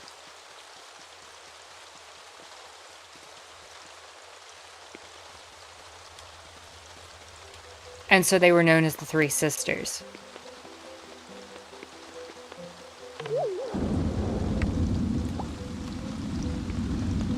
I think one of them put like more nitrogen in the soil and like actually helped the soil. One of them protected from insects and one of them protected from harsh sun. Yeah, we did all say the same thing at the same time. That was pretty cool.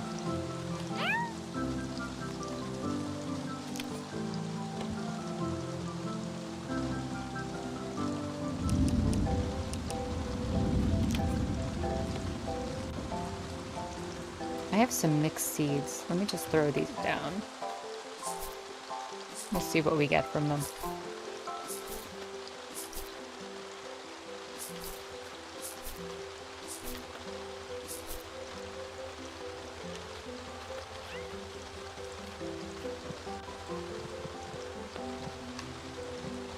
Base Cat, why are you amazing?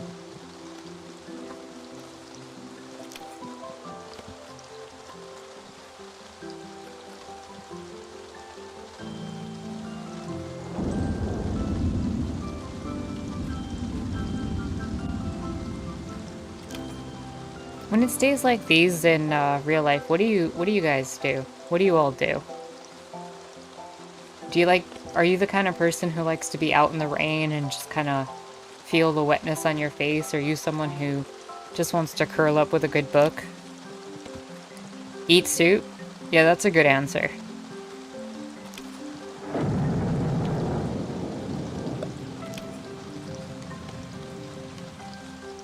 What about everyone else?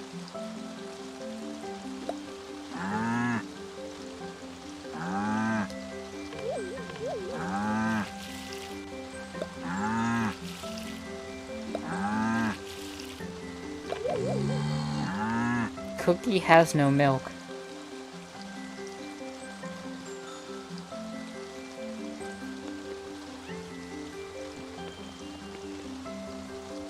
Perhaps watch it. Used to be scared lightning, run inside, had to confront your fear. Yeah, going out for a walk with rain gear sounds nice. When I was younger, especially, I would go outside in the rain. And I would just sit outside and just let the water pour over me. And it was always like this very calming sensation for me. Well, yeah, almost getting hit by lightning, I could see why you'd be afraid of it.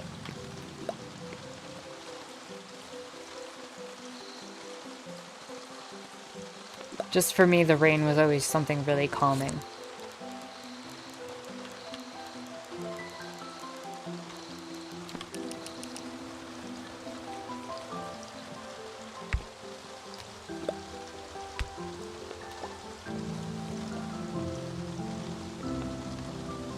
So we've got our plants and crops growing.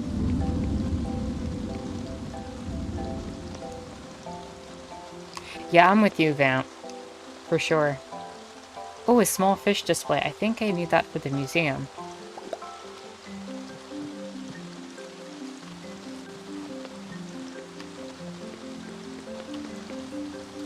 A pig in a crate.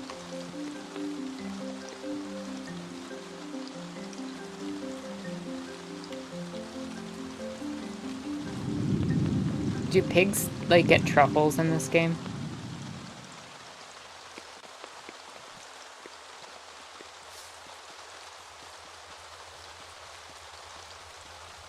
Yeah, everybody's just quiet. I feel like I really want to do that again one day when it rains.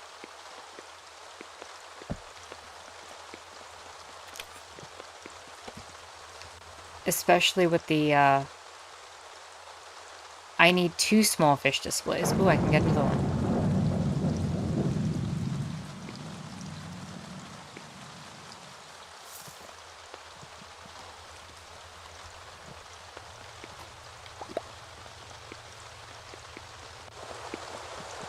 No, you know what? I'd actually want to go out with COVID because that would be the day people don't go outside.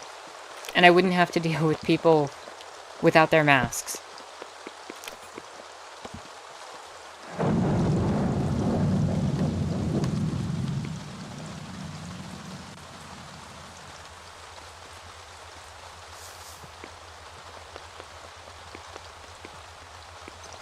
Because I do not understand how so many people are going outside without masks. Because stupidity runs rampant. I think part of it is definitely a lack of understanding of germ theory. And just not seeing themselves as vulnerable to risk. And being risk averse. Like not having any sort of sense of risk aversion.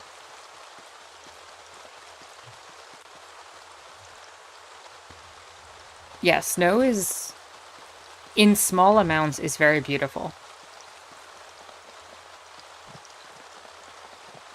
It could be apathy as well, Jalix. Either way, it's a really bad decision.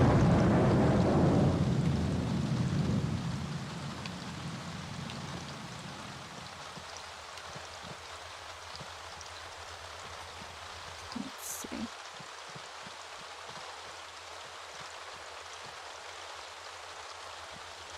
Are you gonna give me that quest yet?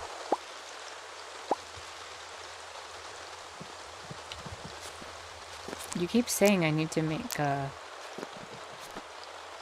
do a quest before I can become closer friends, but I don't have that quest with you.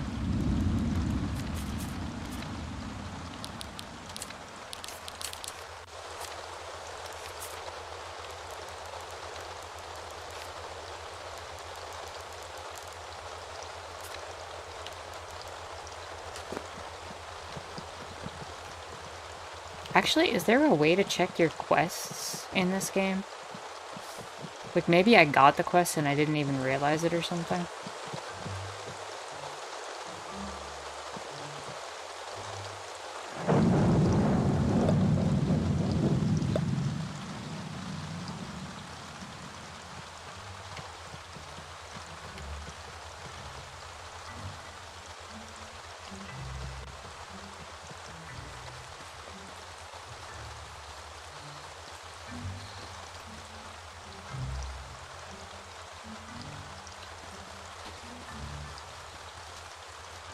Pitch black sky, not one person in sight, snow coming down. Imagine walking through a whole campus like that. It was so calming.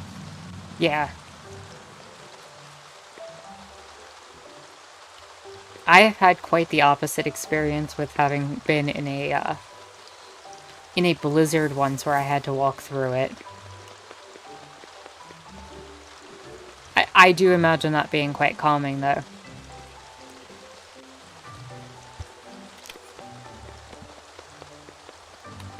Do these count as clocks?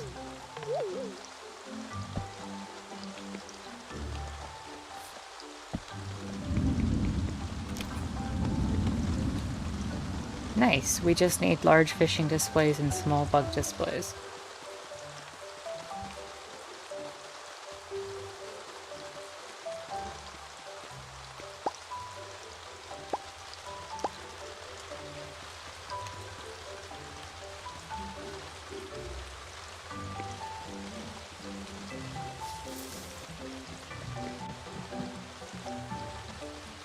What happened, King John?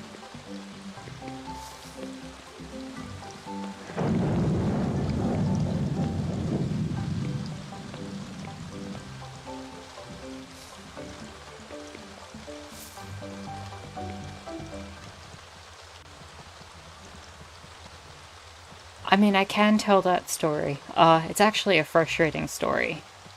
Basically, what had ended up happening to me is I was out with a friend, and while I was out with this friend, it really started to like have a massive snowstorm come in. And I went back towards my friend's place because a lot of the trains and everything had been shut down. And I just needed to get back to where I was. Like, the buses weren't running, everything was messed up where I was living. And so the one train that was working, I took it to my friend's place. And then his mom actually refused to let me stay there because I'm gay. So I was forced to walk almost a mile and a half in a blizzard to get back home. And the reason was made quite clear to me. Yeah. That is absolutely horrible. I could have died in that blizzard. Like, realistically, I probably wouldn't have. But theoretically, if I was not in as good a health as I was at the time,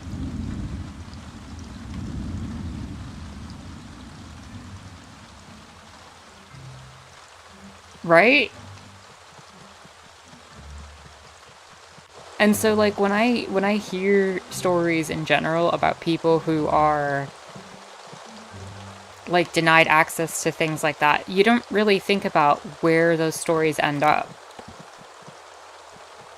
Like, what are the consequences of an action like that?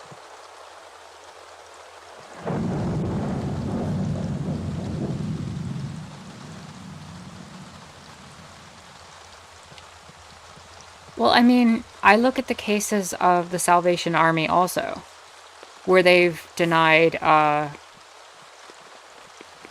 gay and trans people access to proper housing and shelter throughout the organization's existence, leaving people out in the cold of the street. I wonder how many people have suffered because they refused to take on those people. Like, when I was really, really little, whenever I'd have an extra dollar, I'd always feel good putting a dollar in those red buckets that you see outside the supermarkets. But when I got older and I learned about what they do to a lot of people, like, I stopped doing that. I am not a believer in giving to, like, a place like the Salvation Army.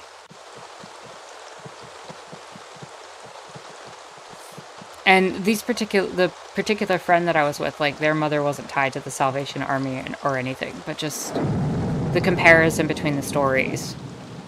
If I was someone in a lot worse off position, and I wasn't as fit and healthy as I was, I could have died. The snow was literally up to my kneecaps at certain points because of the way they plowed the roads. There were certain dredges I had to go through. Like, the snow wasn't that high in general, but because of the way the plows had come through and pushed it up, there were certain sections that were that high.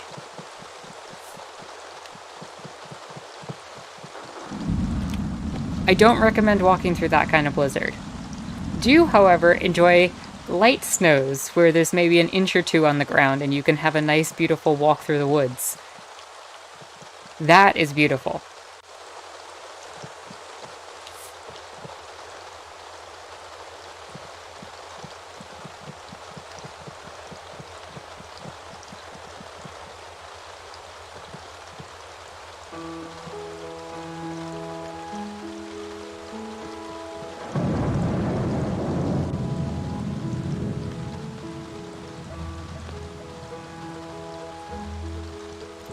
Literally, right? The homophobia.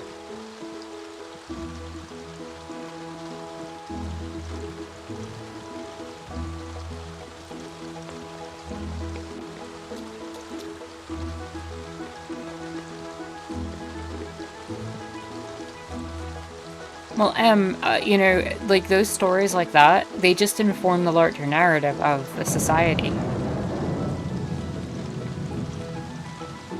They absolutely inform the larger narrative of society. You know, when you decide that somebody isn't worth saving and isn't worth being in the space because you're more worried about certain other people's comforts and whatever.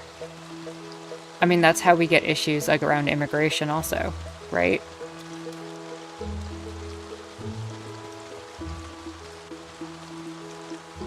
I mean, it's a microcosm of it, you know, it's one person. And that's horrible in and of itself. But then when that becomes a society-wide policy, that's what leads to things like the immigration issues. How many people on the border are seeking asylum and can't get access to it, even if they go through legal means?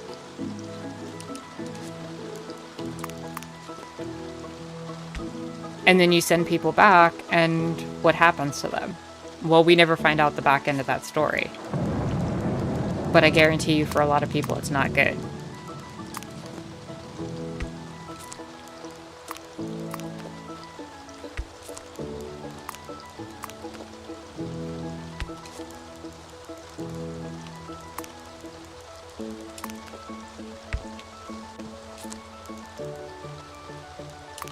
Out of sight, out of mind. I need another light in here. Maybe one like right there.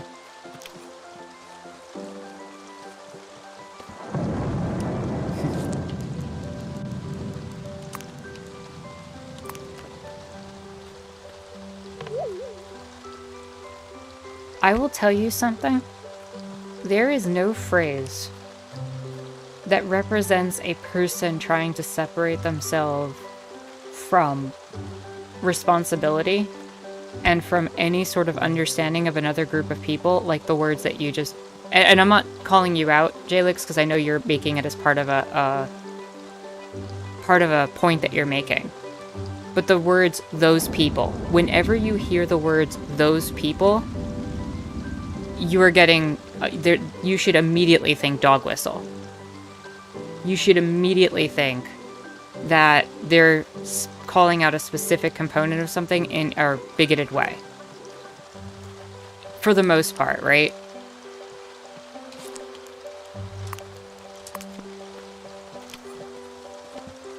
The amount of times when I've heard people try to hide behind, oh, well, those people, blah, blah, blah, blah, blah.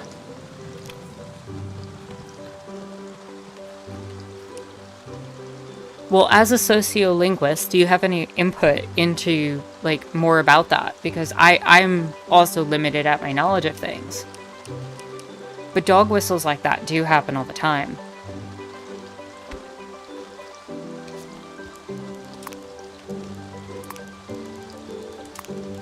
It is depersonification, but it's also blaming them on some level. It's separating them from people. It's an othering. And there's a lot of language that goes into these little nuanced phrases. Whatever terminology you want to use for them, you have these little phrases that are used to signify a larger societal trend or understanding. And they know what they're talking about, and get to pretend that they don't.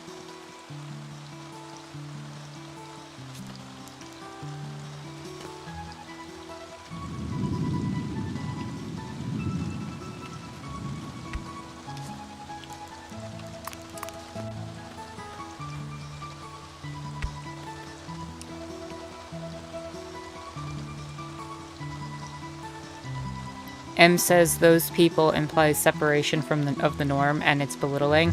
Somehow like they are dirty in some way. Yeah, truth.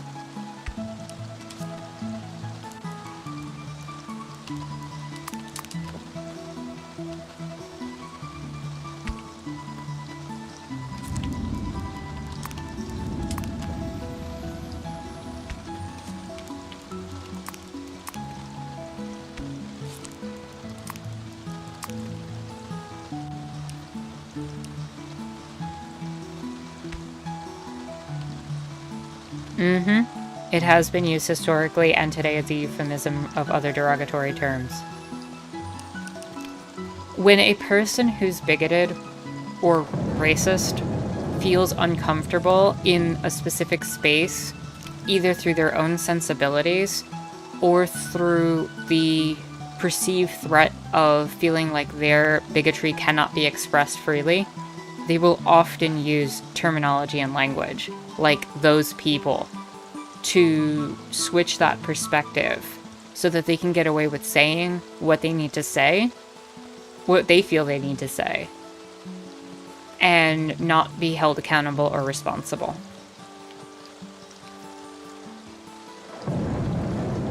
The nuance and implied meanings informs the usage and the mindset of the person who uses it. Absolutely.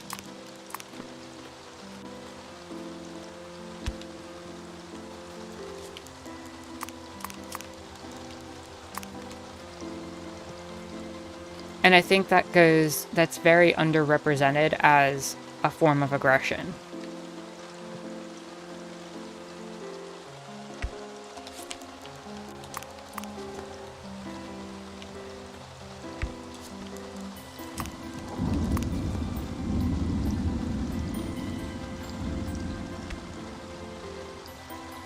Yeah, like you just said, folks can hide behind the bigotry through niceties, right? Like, if you're not feeling safe enough to be a bigot, that's when you're going to use that language.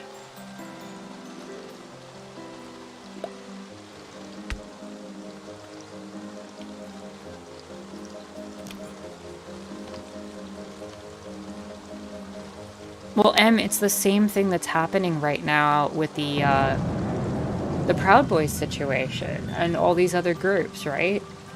All of them are coming out and saying, oh, well, it's just a joke. Even Trump does it all the time. Oh, it's just a joke. You're taking it too seriously. You're taking it too seriously. I mean, first of all, it's not a joke. Second of all, it's... Right, because the harm isn't open and directly caused. The understanding is that you can backpedal from it if you need to. You can constantly distance yourself from the thing that you just said and not take responsibility.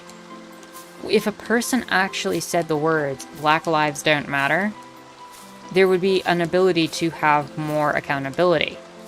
You can literally quote them as saying it. And not necessarily even, because apparently in today's world you can get away with saying a lot and then deny it anyway. Exactly, Jalix. It tests the waters of the room that you're in. It tests the people that you're talking to see whether or not they're on your side.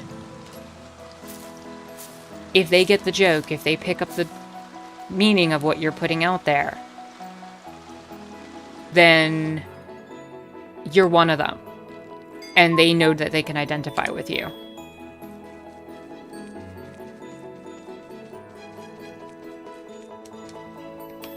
Well, that's the thing also, right? Like, when people make the argument that it's just a joke, my answer is always twofold.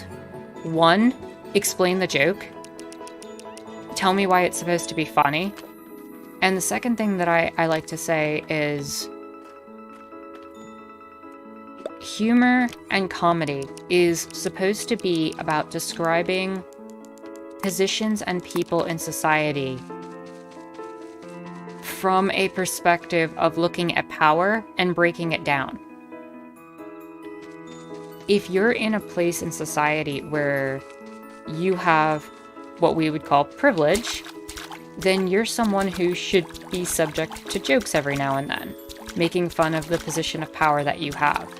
But if you're punching down, if you're hitting at somebody in your joke, the punchline is a group of people who's already oppressed, that's not funny.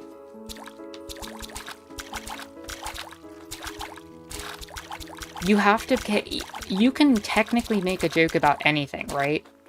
But it depends on who is the target of the joke.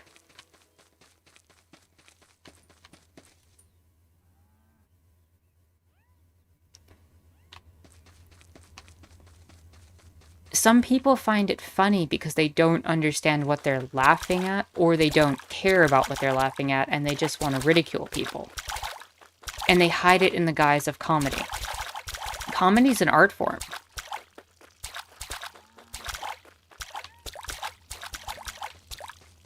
Laughing at someone else's misfortune is not funny.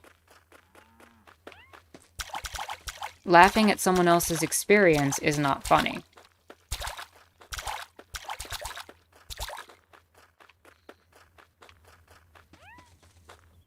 And when you ask people a lot of times to explain what the joke means or what they're trying to say, you'll find them either backpedaling or insulting you because they don't want to actually explain it, because they know if they explain it, it's going to cause them to have to admit what they just said. Jalix, you're more than welcome to post your art practice stuff on the Discord.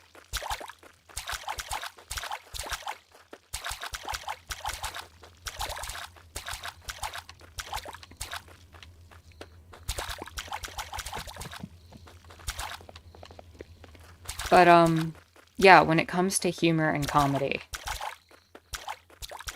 the point is never to punch at a punch down, it's always to punch up. Because if you already have somebody ridiculed and harmed in society who's already made the butt end of everything, then you're not really doing anything worthwhile. You're just being a bully at that point.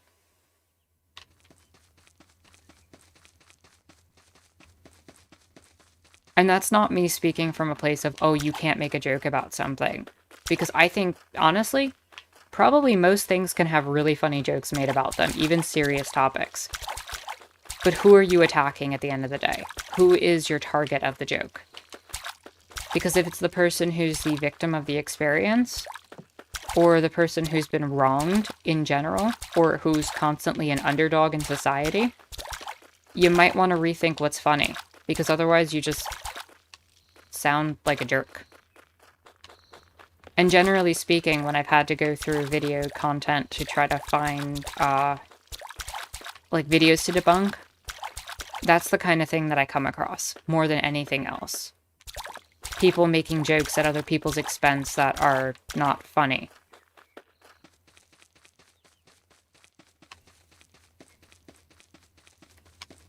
And again, they get to hide bigotry and racism behind, oh, it's just a joke. Why are you not accepting the fact that I'm allowed to make jokes? It's just freedom of speech.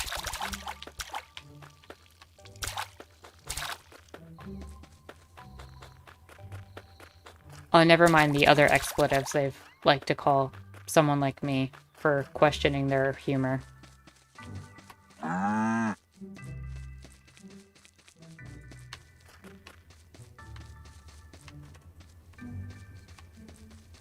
Yeah, Skylar, that's actually a good idea. Would you mind making that channel and just getting on that?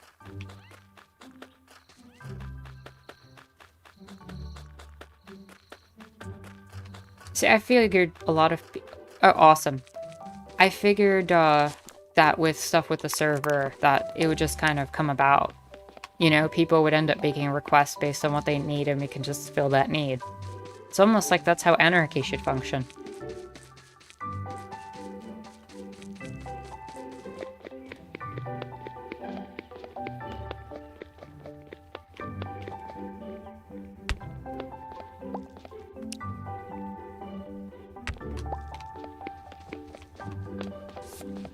What do we got going on here?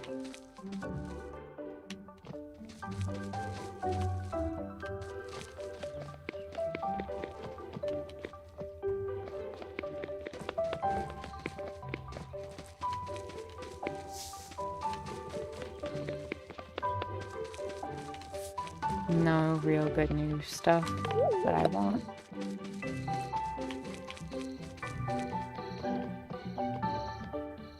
Yeah, she was on that.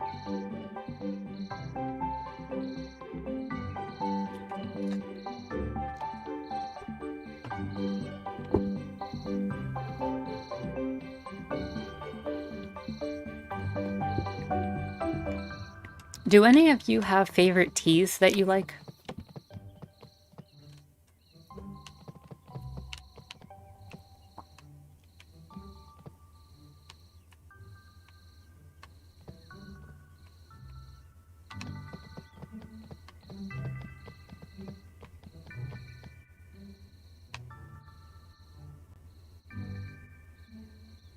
Why are sprinklers so expensive?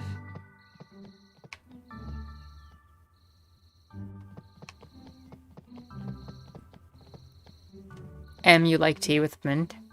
Nice. Like peppermint or spearmint?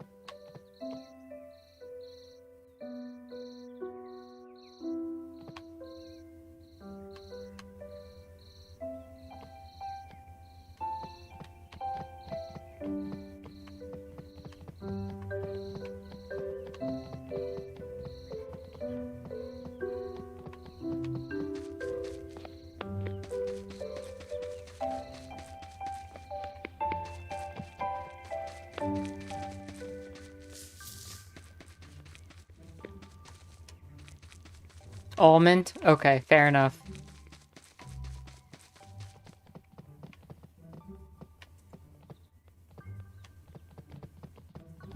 Peppermint coffee, but no mint and tea.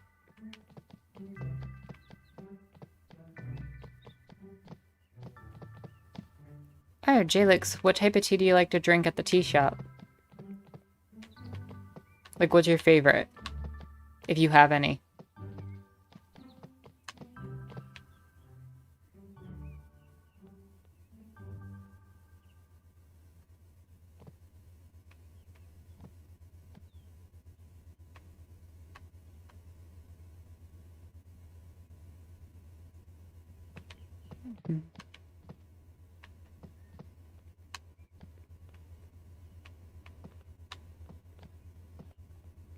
What is an apiary?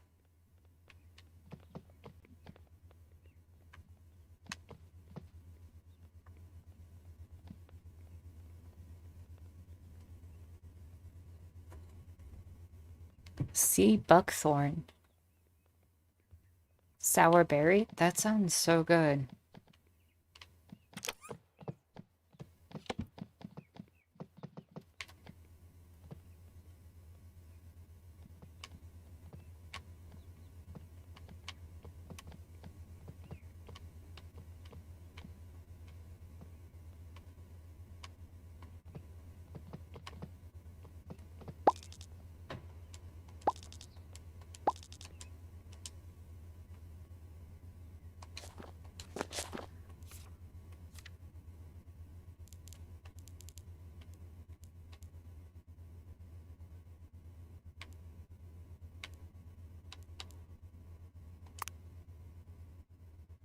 Deliver farm registration to the mail? It's a mayor? Did I ever get that? Where is the mayor? Coffee with chocolate and mint. Oh, you're making me want coffee now.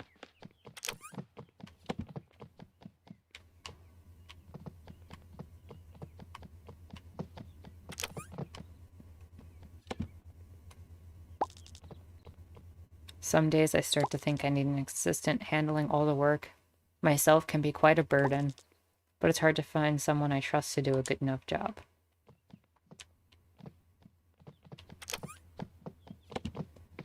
Okay, how do we register?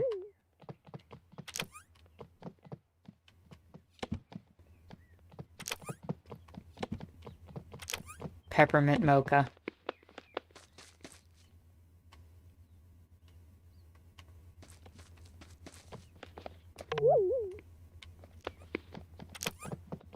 Does anybody know how we register in the town?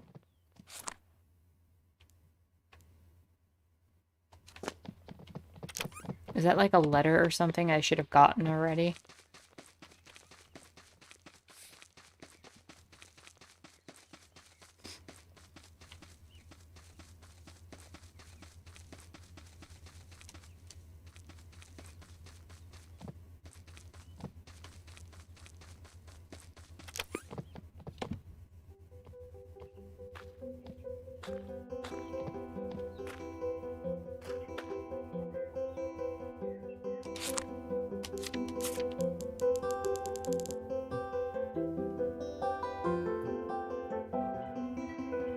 Doug, welcome. You've been peer pressured into joining us.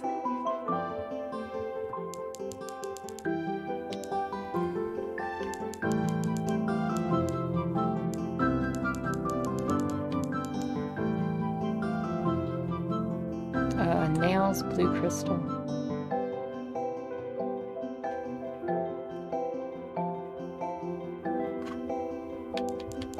Pickaxe.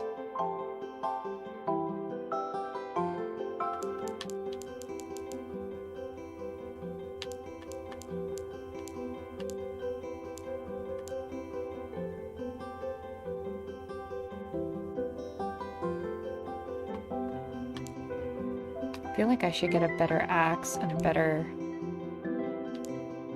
pickaxe. I need to assemble. So I need nails.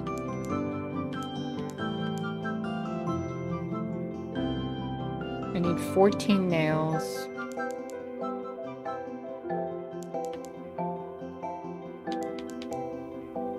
Okay, so I need star bits.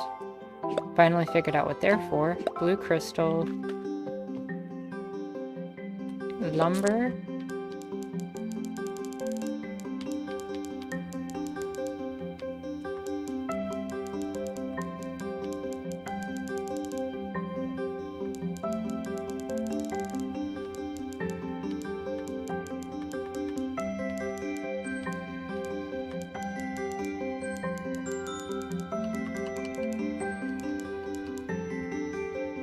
I need fine lumber. Okay. I need sheet metal.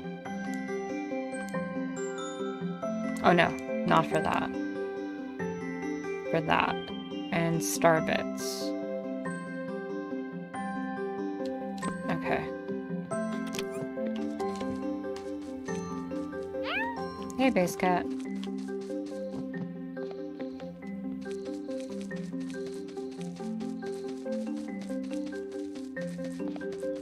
Freshly ground coffee, small amount.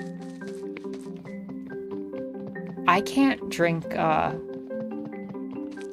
coffee unless it's made like an espresso. I just can't with the watered down taste.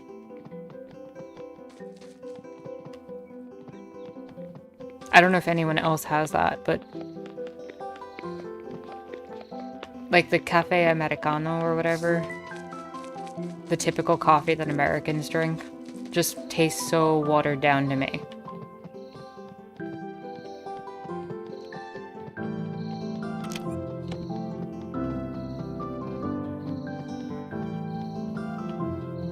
Coffee with honey sounds so good. Really?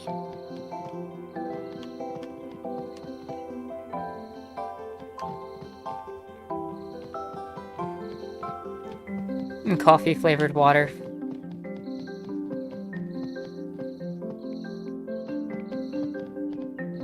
Yeah, I need the espresso straight up.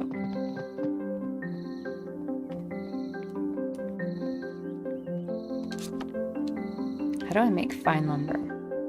I put 2 lumber on soft. Okay.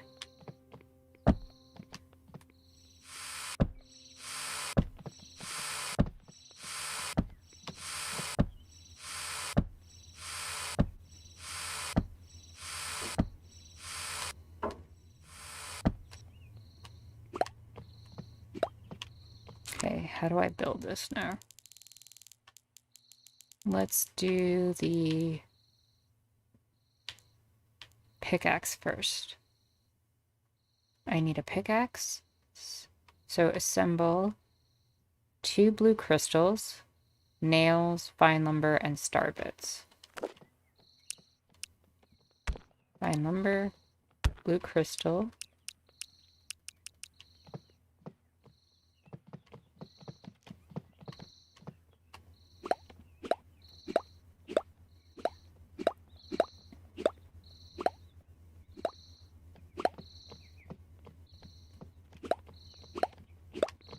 Nails. And star bits.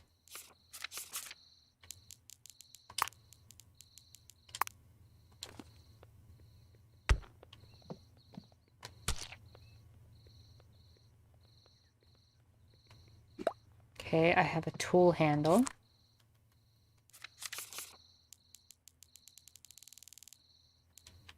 Do I need to do the same thing twice for the axe? Yeah, so I might as well just do that and get 2 tool handles.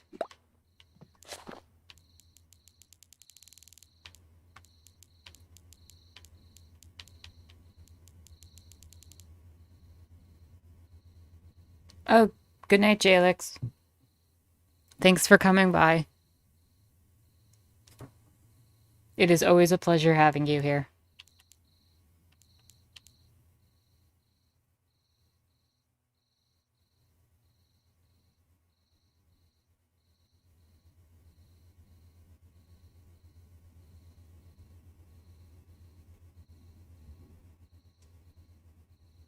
Vamp, yeah.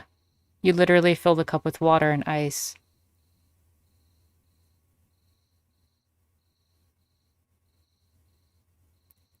How do you use a cloth? I have one, like, I use the stovetop espresso maker type thing.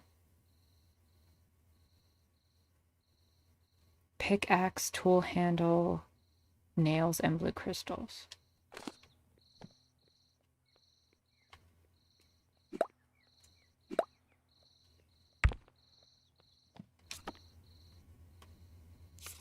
Do I have my pickaxe? Yes, I do.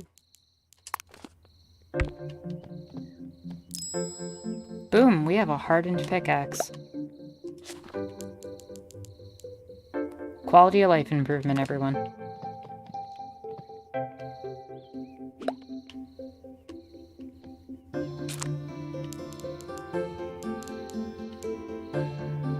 Wait, where'd my other tool handle go?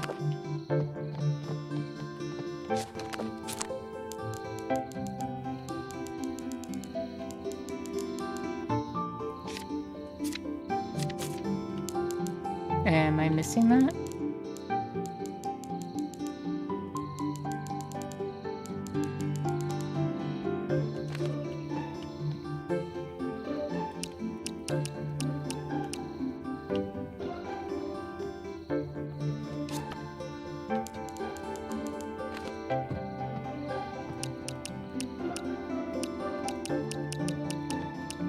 Did the game just eat one of my tool handles?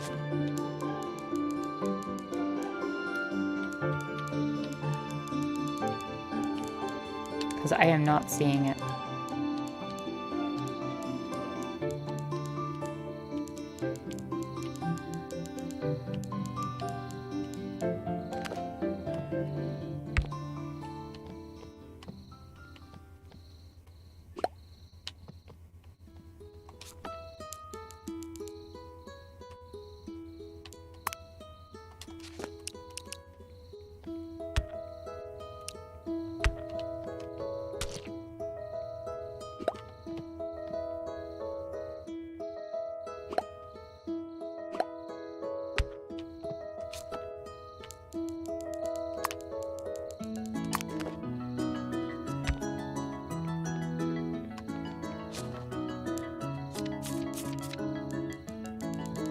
What else do I need for this?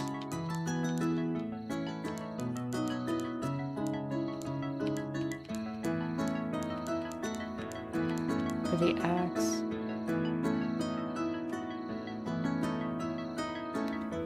Oh, it requires 2 tool handles.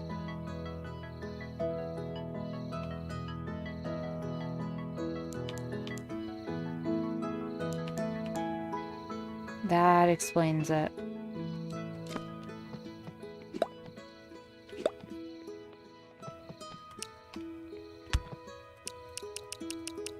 That explains a lot.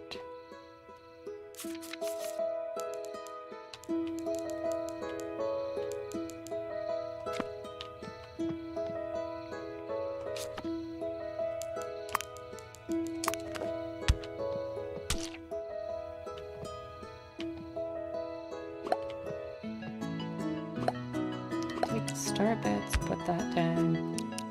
And now I want an axe. Yes. We have upgraded our axe.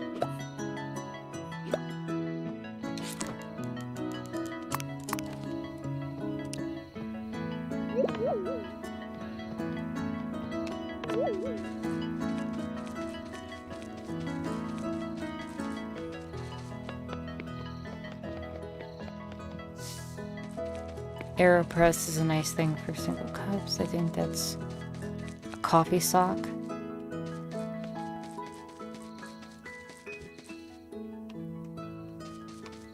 It's always frustrating when the elders pass on before they can get you information. There's so many recipes that I wish that my grandmother had given me. There's such knowledge that I feel like gets lost.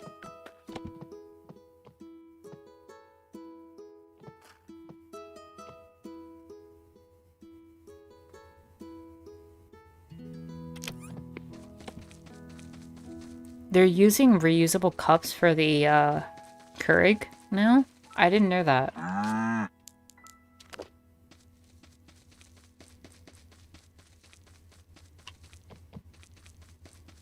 Because they used to have a lot of waste.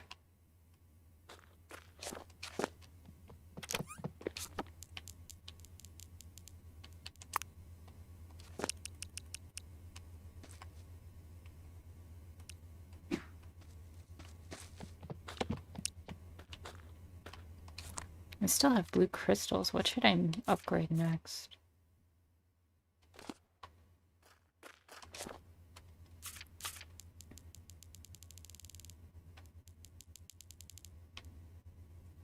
I have the axe.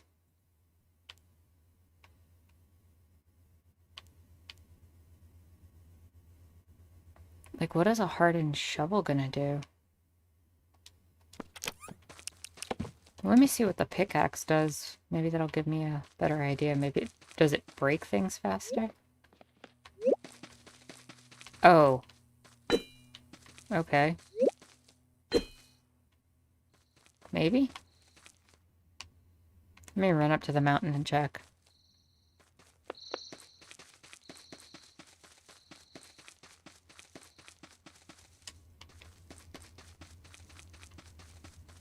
Love that we're having coffee hour in the chat. Everybody's talking about coffee now.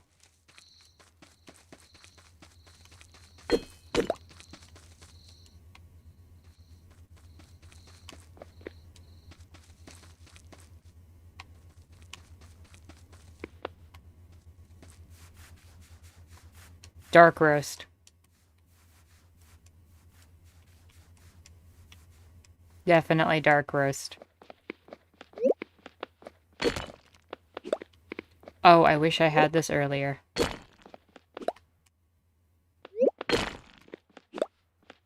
That is amazing.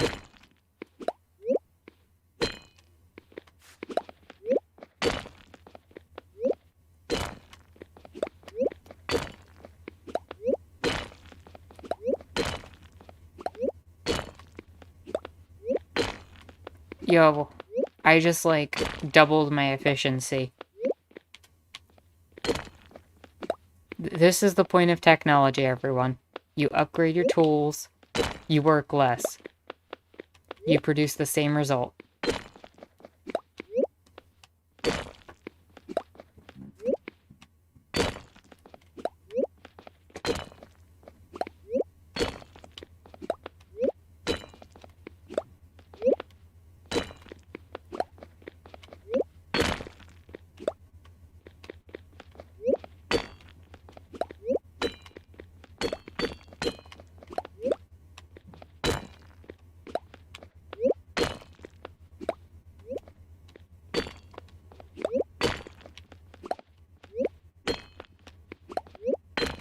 It is entirely the point of making better tools.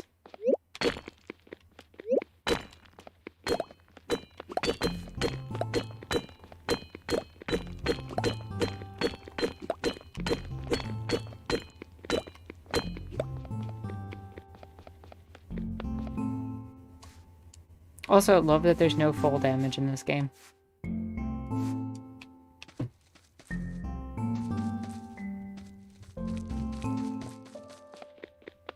So we've got everybody in favor of a dark roast now? That's cool.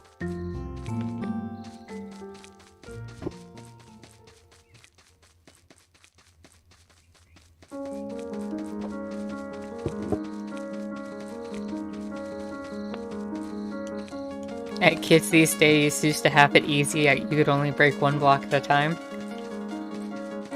Back in my day, we had to break our stone manually, one brick at a time. None of this newfangled 4-brick stuff. Next you're gonna be telling me they're gonna be inventing some sort of 8-brick system with an even better pickaxe. These kids today don't know hard work.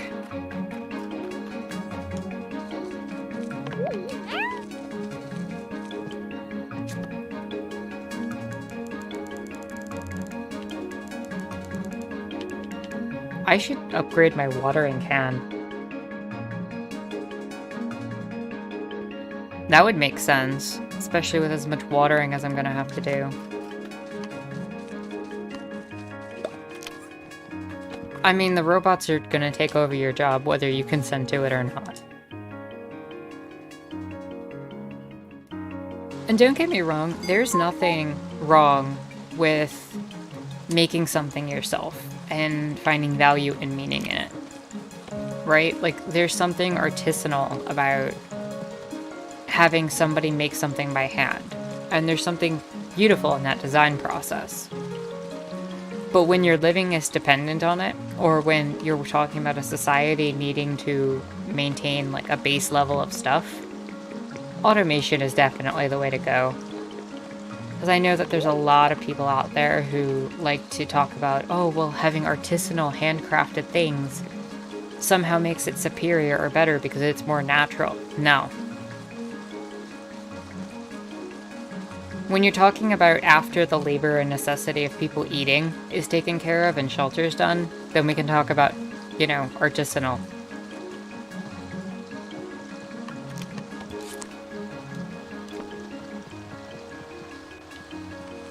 That's my feeling on that anyway.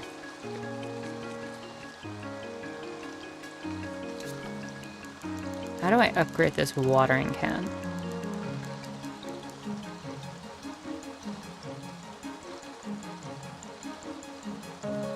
That's really cool that you make things by hand, Em. I'm not knocking the use of making things by hand. Like, at all. I've made my own products by hand also, to save money. I guess what I'm getting at is, as a society, there's a certain culture of people. And that's great. Like, that's actually an amazing function of having handmade stuff. And there is a specialness to it. That's what I'm advocating for. But I'm saying that there are people out there who will make the argument that just because something was made by hand, that it somehow invalidates the fact that we can automate stuff and that we should strive for everything. There's almost, what's the word I'm looking for with this?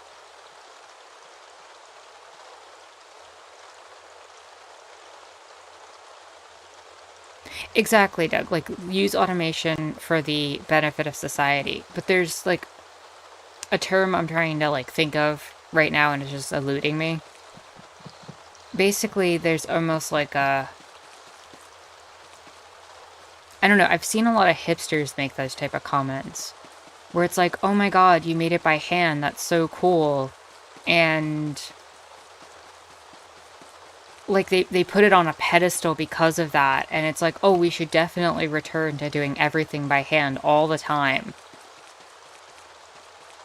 And I guess what I'm just advocating for is that doing things by hand is a beautiful, nice process and can be used for gifts and designing things and for personal touches. But when we're talking about a societal level of things where people need to eat or be sheltered or taken care of, generally speaking, I feel like we should be focused on making sure that people are fed and have proper everything.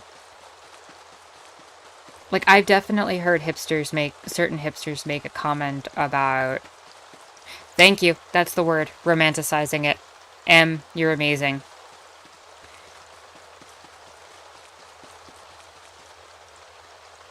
Something, yeah, when there are people who could specifically afford to have things made by hand, and they romanticize the idea and process of that labor to make something by hand, without recognizing the work, without recognizing how much hard work goes into it, and how difficult of a process it is to make the things by hand, and they just talk about it like it's this superior thing.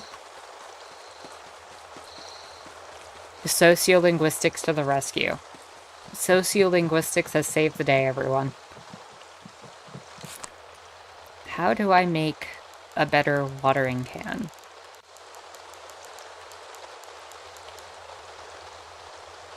Green leaf, blue crystal. So, I need a jar of water and 2 green leaves.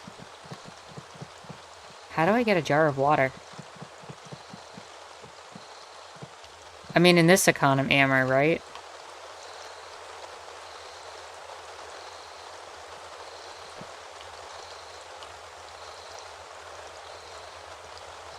I don't think I would have noticed your typo until you pointed it out.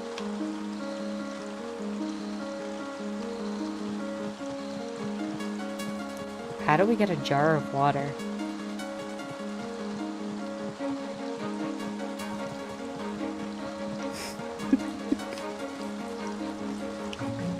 Who can afford water?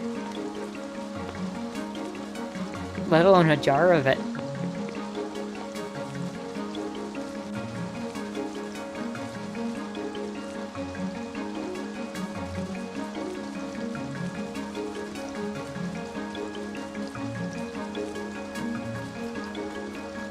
That whole thing has me so angry still. Like, I'm not gonna front. How do you buy and sell water supplies?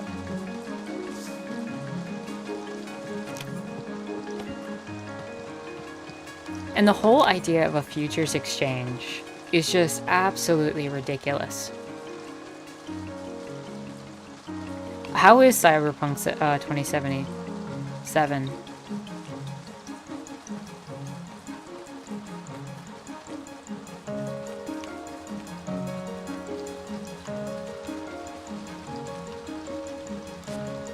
How do I get a jar? That's what I need.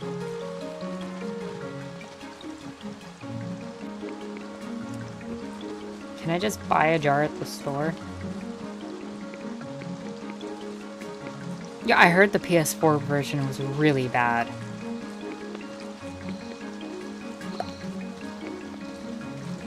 And wasn't there something that happened with, like, there was some sort of thing that could cause epilepsy?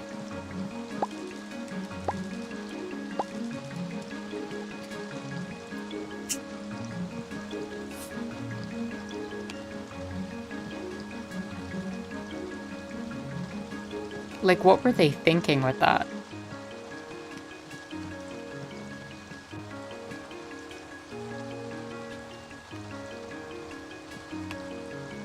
Oh, look, a jar of water. It's only 15 petals. Here I was thinking it was going to be expensive.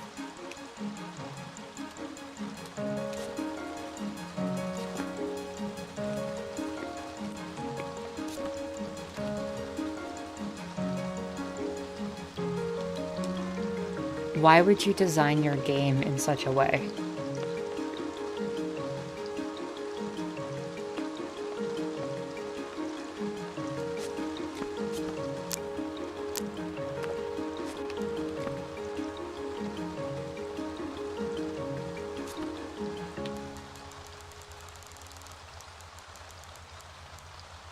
Let's see, I've got the jar of water, I've got the watering can. Blue crystals, nails, fine lumber, star bits, and I need 2 green leaves. I probably have that back at the farm.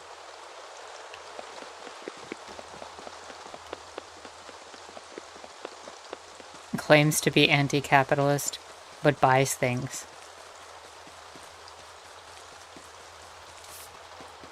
There's a big brain moment right there. You know, Doug, that is such a smart argument.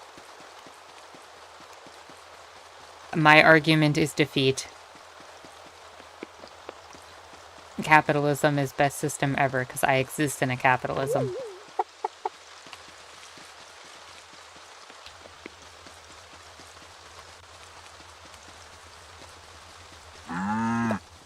Facts and logic. Well, if capitalism wasn't so good, we would just leave capitalism.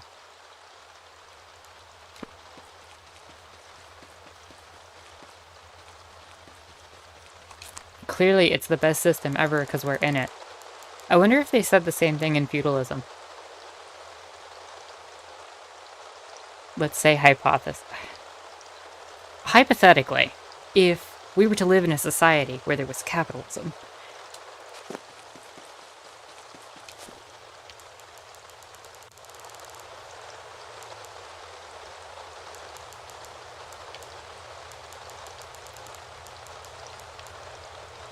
right, green leaves. I do have green leaves, yay.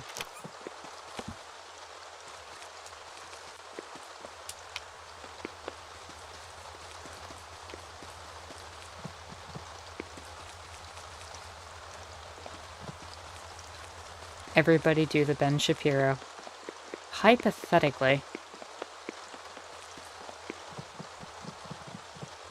I cannot hear that outside of his voice anymore. That word. Every time I hear the word hypothetically, I just hear his voice. It's like how Good News Everyone has become Farnsworth from Futurama. Like, there's just certain phrases and words in my head that have become attached to certain voices because of how often I've heard them.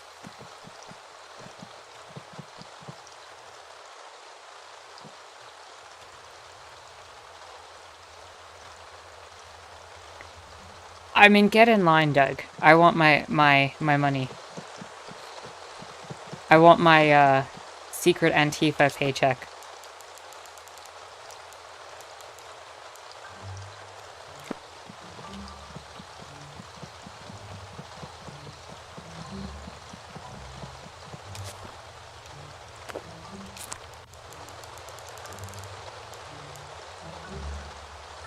Combine.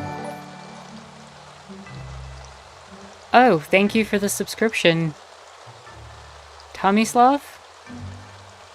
I don't know if they are here on stream, but somebody just subscribed to the channel. That's awesome. Yeah, I'm waiting for that George Soros money, right?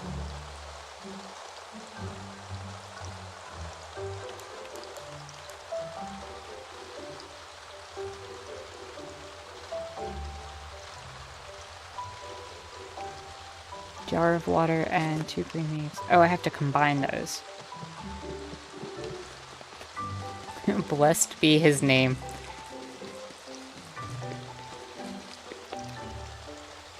You know what's the funniest thing to me? I learned about who George Soros, like, really was. Like, any information about him, even the name, after I'd already started doing activist work. And I still don't really know that much about Soros. And it was because somebody made the claim that I was getting my Soros paycheck. And I was just like, what are you talking about?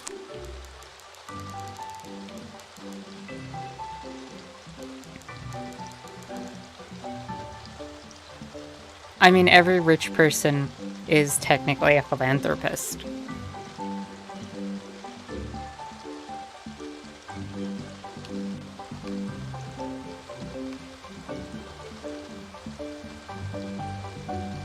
Philanthropist used to be just, you know, paying off people to not enter socialism.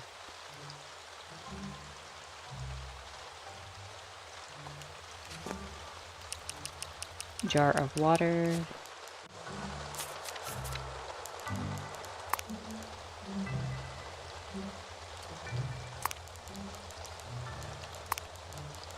Green leaves.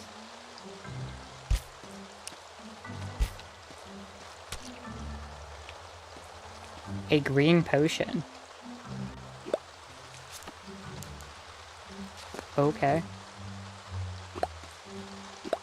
How many green potions do I need, actually?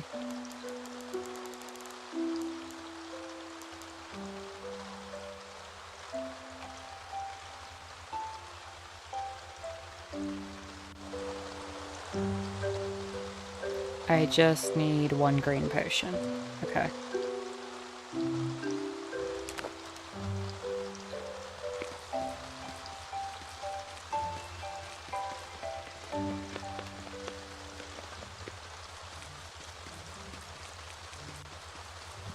Hey there, Oscar. Really? Why are you a stereotype? There are far too many youngsters in this town. It's hard to find anyone who shares my concerns. Every time I talk to this dude, he just reveals to me how much of a fash he really is.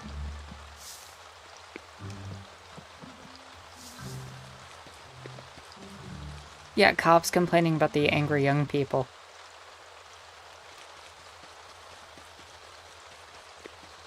I'm telling you, the story of Oscar is that he was originally the town cop, and the mayor didn't want to pay him anymore. The mayor defunded the police, and now Oscar's, hearkening back to the good old days where he could use his secret underground dungeon.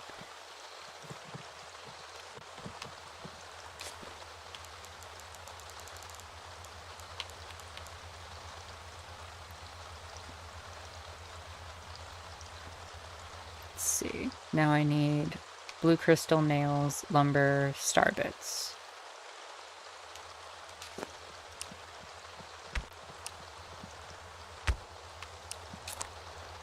Do I still have fine lumber?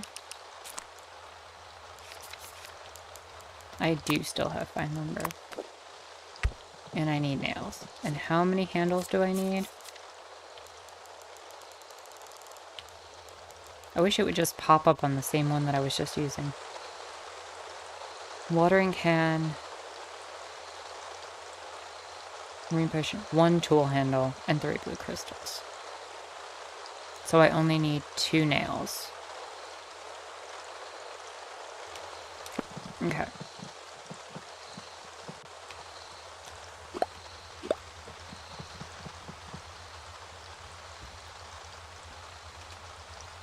That is the story of supposed capitalism success. Exactly. Philanthropists bought off socialism from happening. Realizing that the goal was to eat the rich. Excuse me? I am trying to use this table.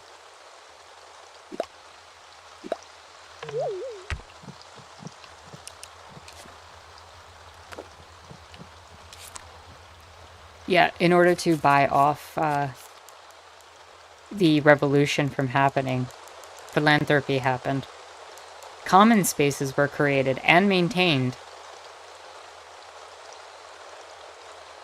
Philanthropy schemes? Yeah.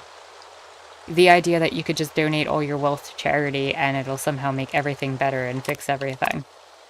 That you put up a park and you get your name and free advertising on the park. You wonder why so many things in this country are named after Rockefeller or Carnegie?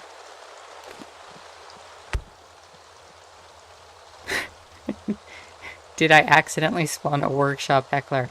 Apparently. And I need the watering can itself. Oh, it has a little flower on it. These blue crystals are coming in handy.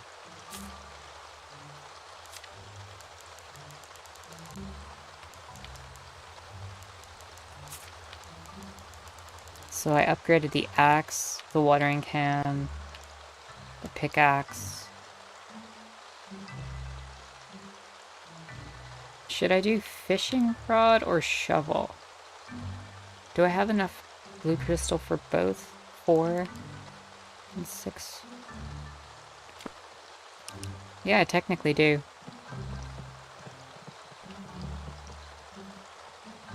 Oh yeah.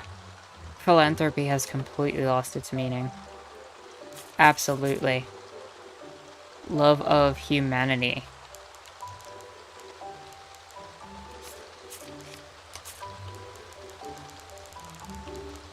What is it, Princess Bride, Indigo Montoya? Was it Indigo Montoya that said, these words do not mean what you think they mean, or whatever? Anybody who's a fan of Princess Bride?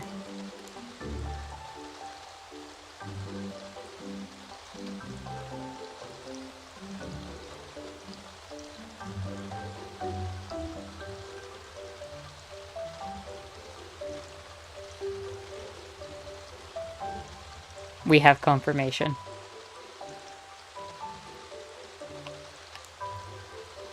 Princess Bride is such a funny movie.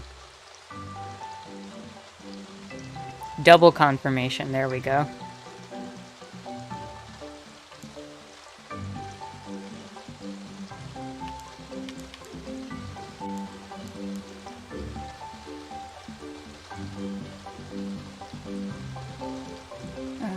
Assemble 3.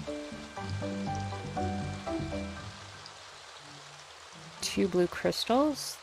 2 times nails.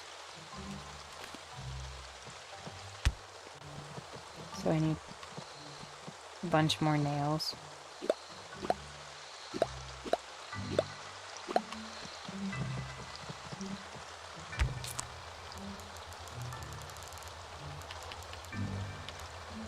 Doing the fishing rod.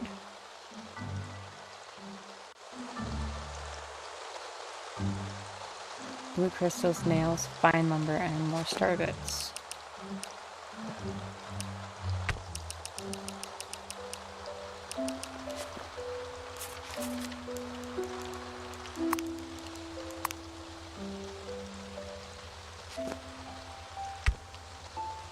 And I need 3 of these, it said. Inconceivable. We're gonna have a battle of wits. Next server event is a battle of wits.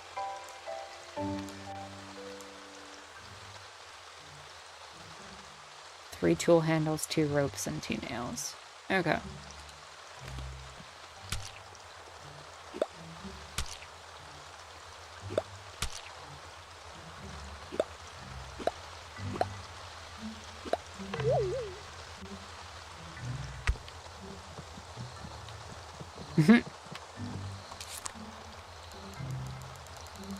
Next server event when 250 subscribers, we'll make something happen.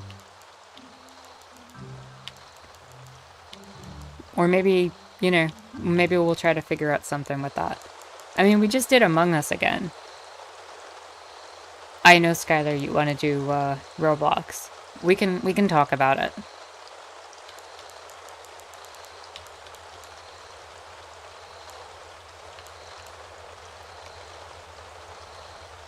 Three tool handles, 2 ropes, 2 nails.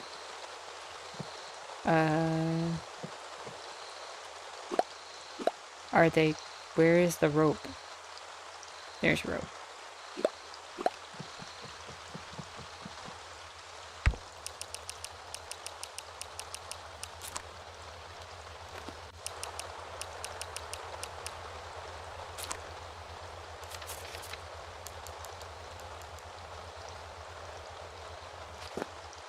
Oh, I already put that down.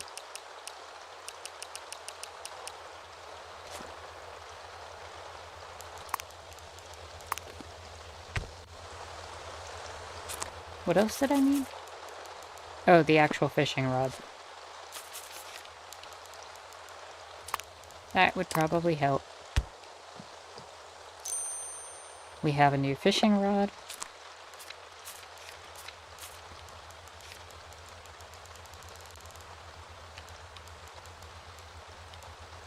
What else? And I wanted to do shovel. Do I have my shovel on me? I do.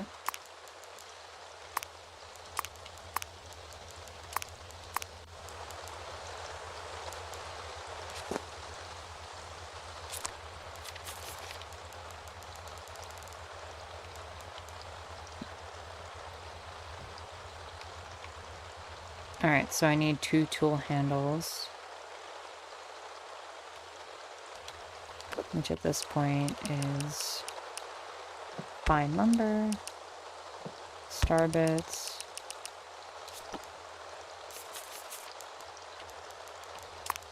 blue crystal,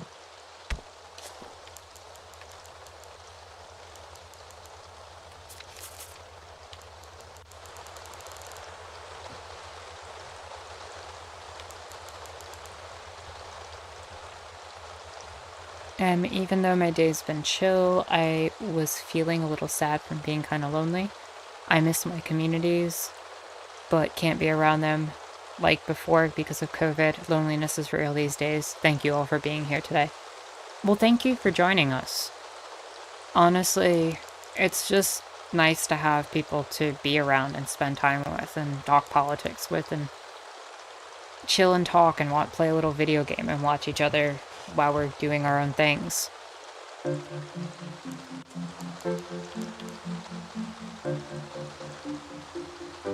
And I agree with you, especially during COVID. These have been some hard times.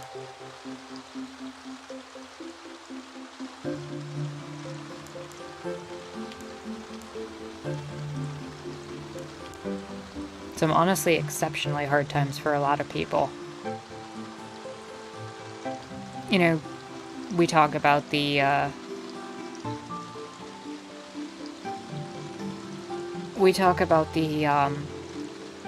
effects of people ending up in the hospital and the medical effects of just dealing with that, but the level of stress and anxiety that it's caused. When going to something like a supermarket now can be a scary place for some people. A better check up on your extrovert friends? True.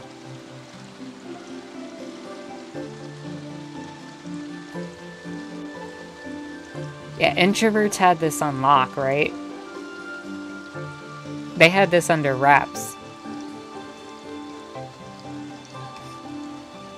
Extroverts don't know what to do with themselves anymore.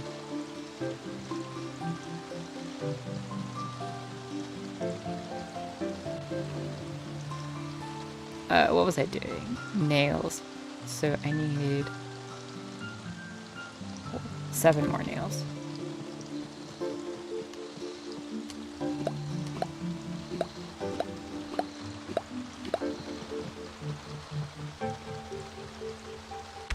So 2 tool handles.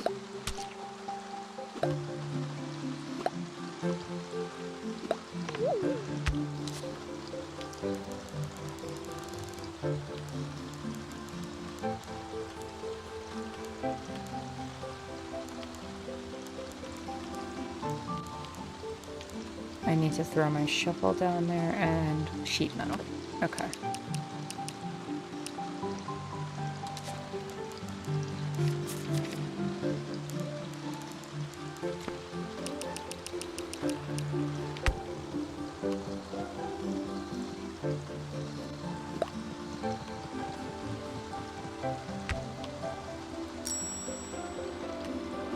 And we have a shovel. So I upgraded 5 out of the 6 things I can upgrade. The last one is the hammer, right?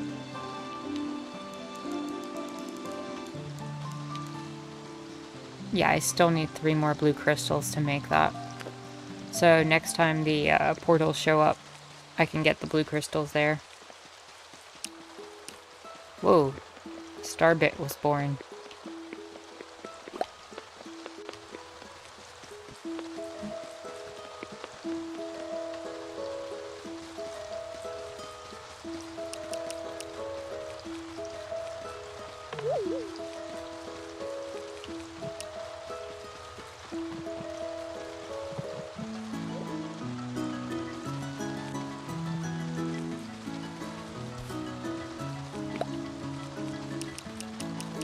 How's the watering can work?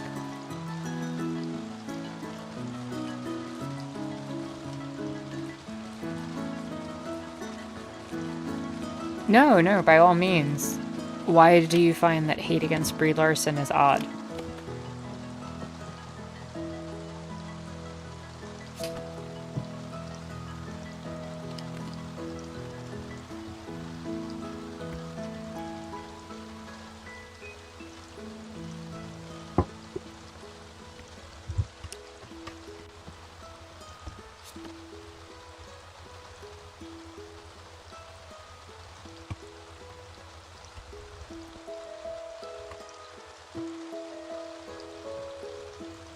Like, why are people hating against her?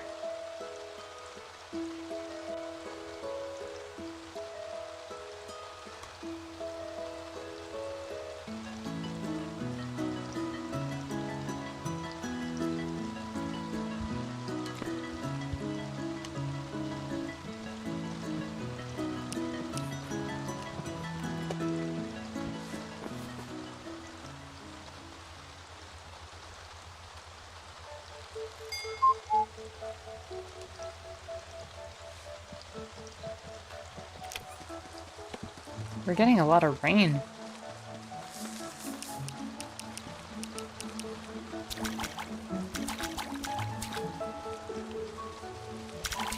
Oh, that water is so much better than the other one.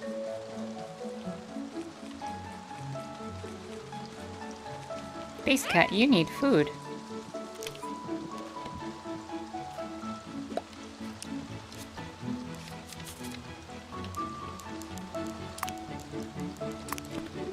Don't worry, Base Cat. There's always food for you.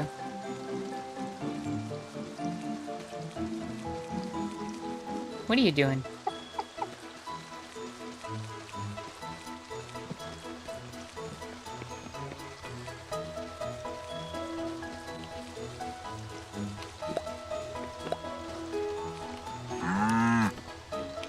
Also, did I just jump through that window? Okay, so did Base Cat.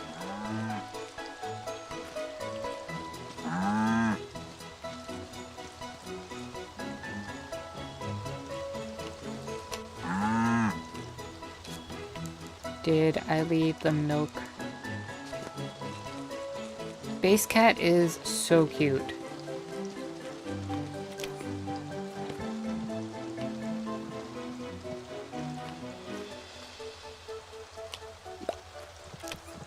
Cute cow also.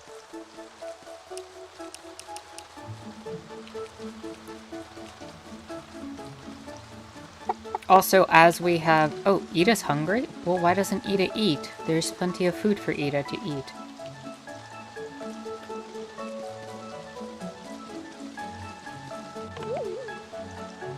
Ida, go eat your food.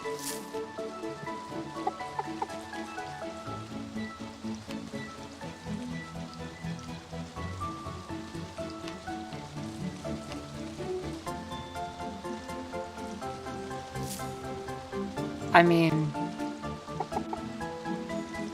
Comrade Bach, go eat. There's plenty of food for you. Well, I'm sure you'll figure it out. What is going on here?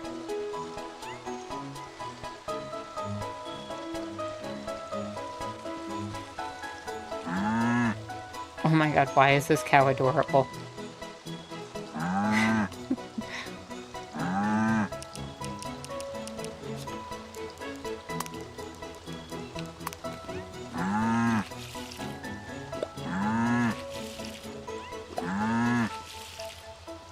Thank you for the milk, Comrade Cookie Cow. I'll leave you be now. Y'all enjoy your meeting.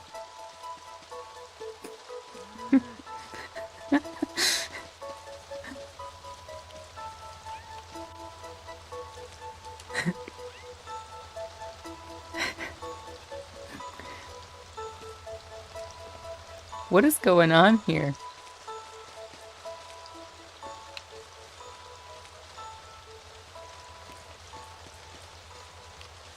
Well, I know what Comrade Cow is talking about. Comrade Cow is talking about the utter destruction of society.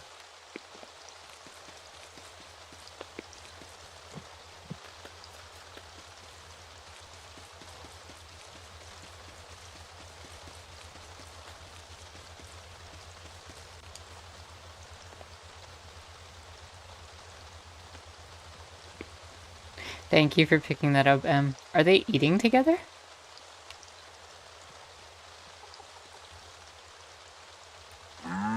I live in your window now.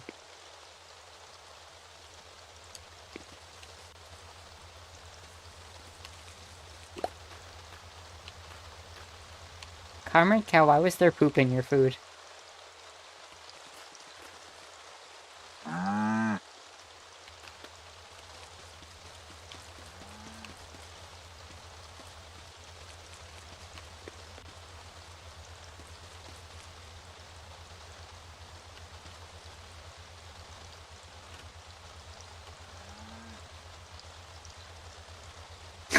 Okay, I'm leaving.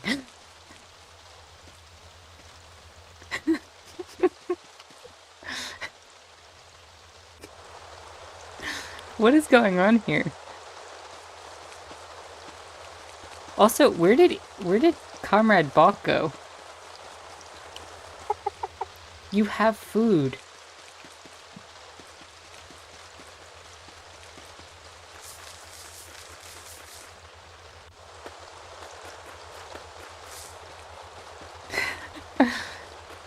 I'm not union busting.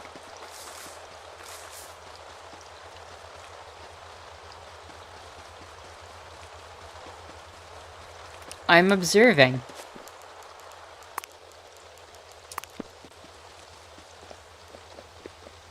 I am meticulously watching the goings-ons of the citizens of my farm.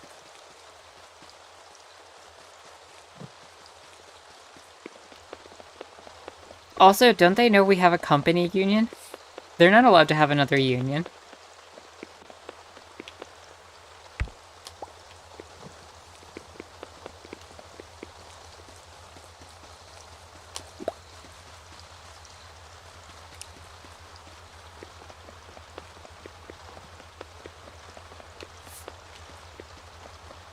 It's Oscar. Oscar's, getting to me.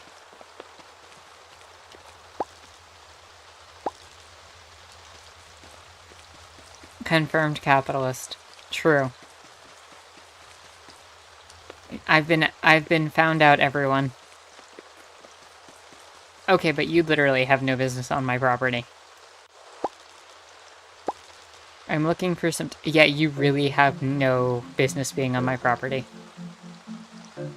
I'm looking for some test subjects for a new experiment. Does that seem appealing to you? I can't really pay you or anything, but it could help advance humankind to the next stage of evolution. That's some eugenics talk right there.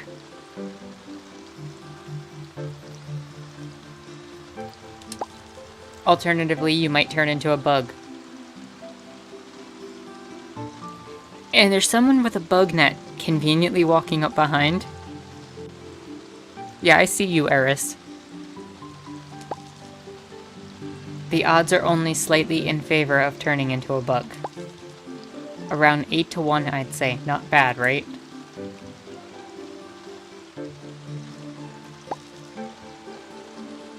Don't go drinking bottles you find lying around. Some of those chemicals do nasty things to a person. Not that I'm speaking from experience, of course. This town is so hostile. Can I join your union?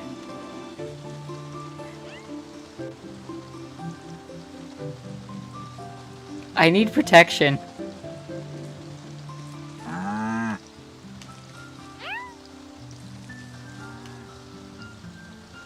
No, it's totally Albert Wesker. There's only like a 1 in 8 chance that you're gonna get a zombie virus that's gonna mess up your entire immune system.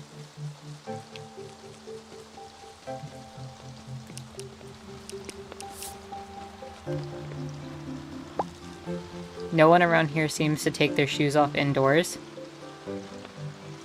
Okay. What has happened? Eris? Eris?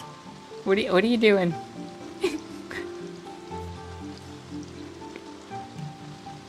Also, I'm just gonna say this. I am a firm believer that everybody should take their shoes off before being indoors. So I'm actually with Oscar on this one. Oh, Oscar's a hypocrite, though. Oscar is guilty of that, too.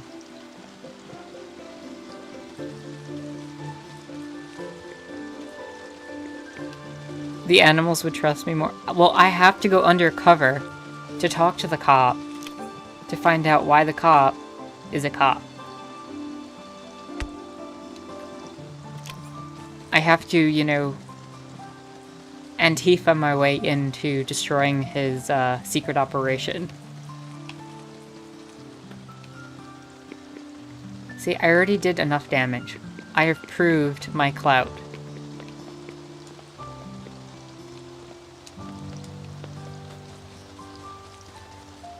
I don't understand. I'm with you on that.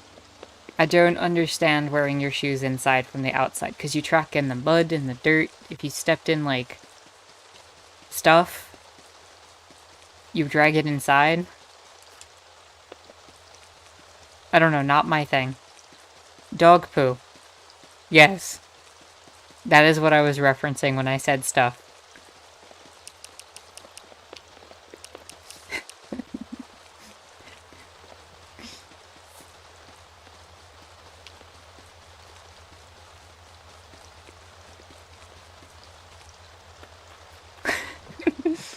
Nice to be back home. Now let me drag poop all over the floor.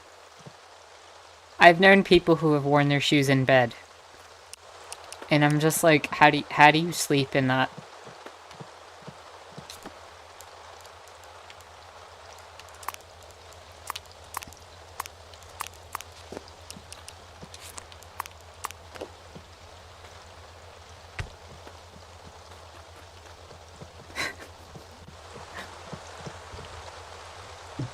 Socks are uncomfortable. I've had issues wearing socks since I was a little kid.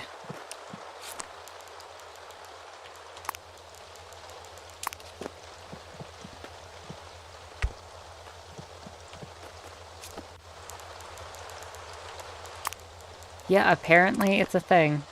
Some people are quite comfortable wearing their shoes from outside in the house and going into the bed with them.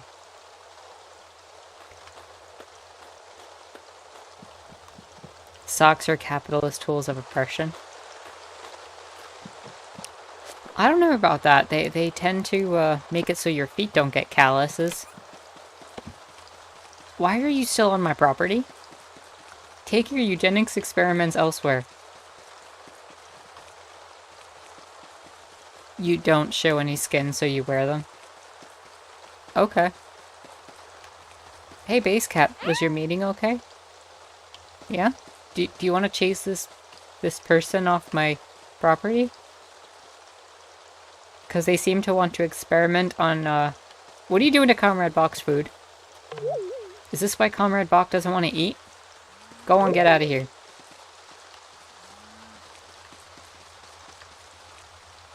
That's right. That's right, Base Cat. Chase her away.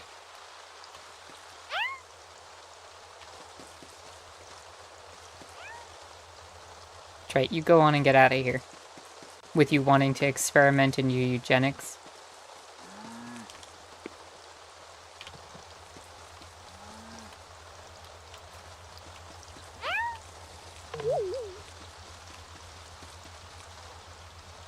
The science person is like, we are meant to be gods.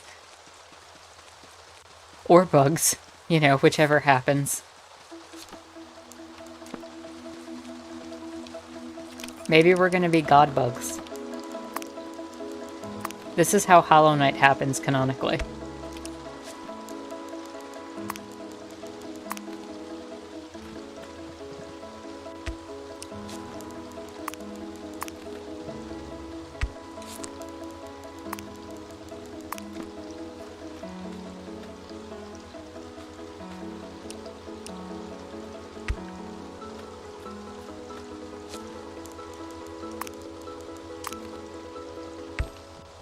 I should try to plant that tree. What do I need to plant this cherry tree?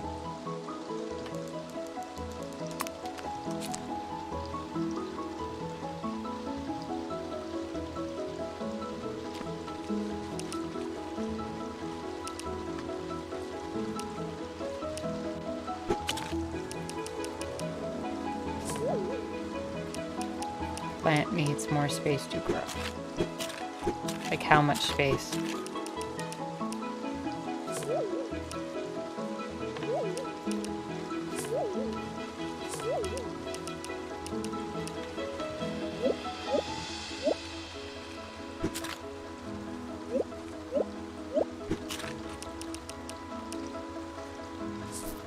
There we go. I have not played Resident Evil 5. What are you doing on my lawn? Oh, Oscar. No. Oscar's here to bust the Union.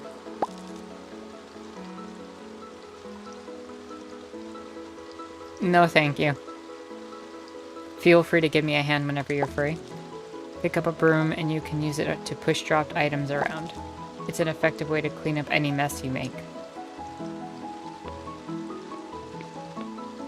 Can you leave now?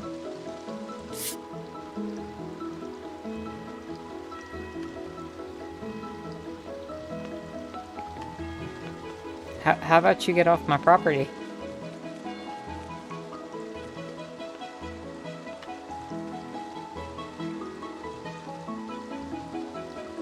Do you have a warrant? If you don't have a warrant, you have no business being here.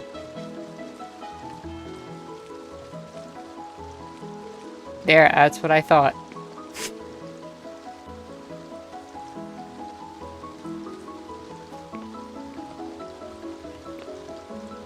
That's right, you go on and get out of here.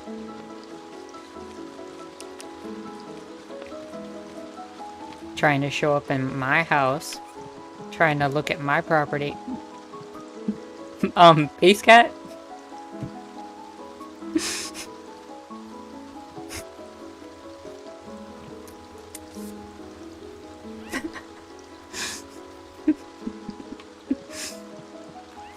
Base cat, how you doing that?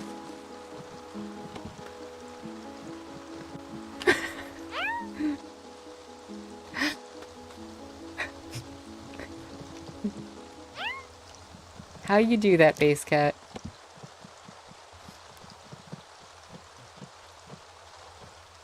I don't know what she's pondering.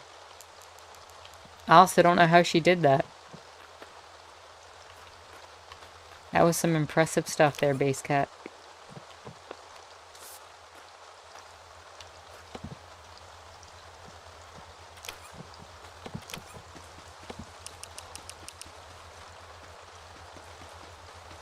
Why are you back?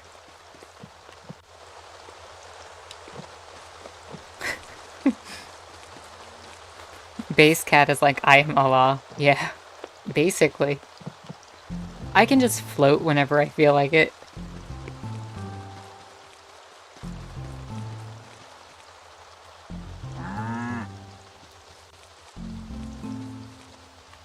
Where did Comrade Bach go?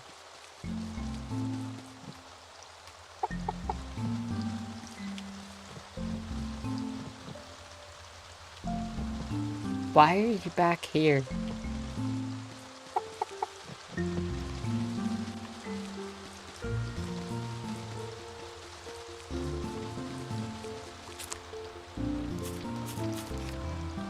So we made a bunch of stuff. Oscar better get off my property. I want to see Oscar get in the house.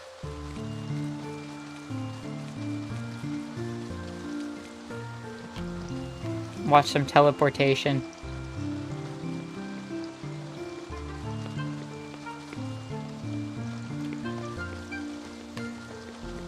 Base cat is probably actually figuring out what the meaning of life is.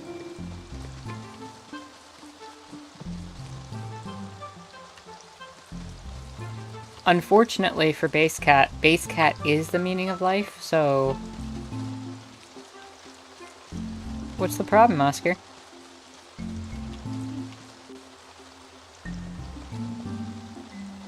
Can't get in your house?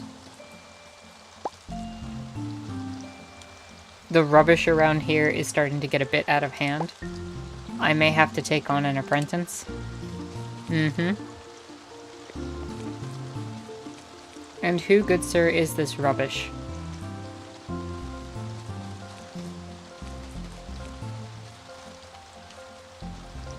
Problem? What? Nope. Nope. I draw the line at teleporting cops. That's all the nope.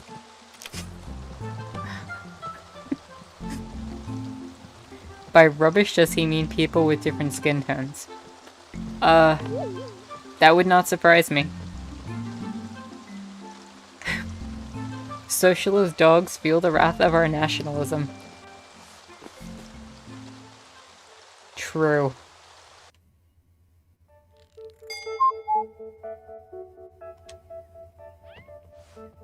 And then bust a unit. Hey, Base Cat. Base Cat was watching me sleep. That wasn't creepy at all.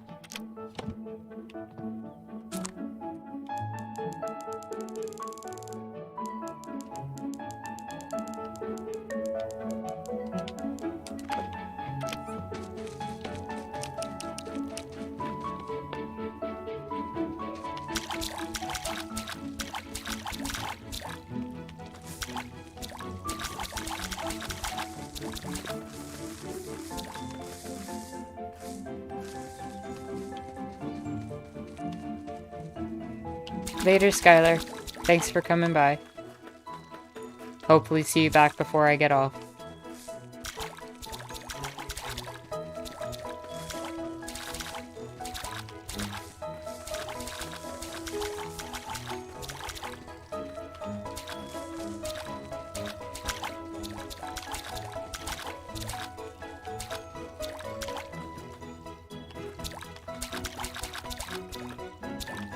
Okay, so this can holds a lot more water.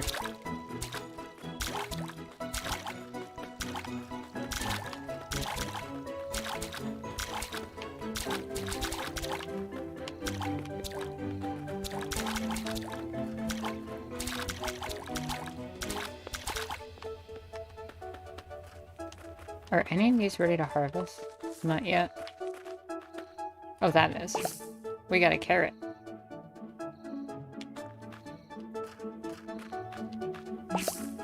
And onions. Nice. Those were just from mixed seeds.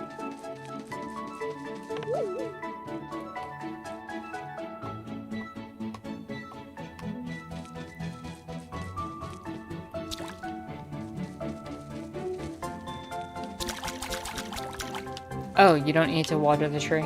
Okay. That seems kind of counterintuitive.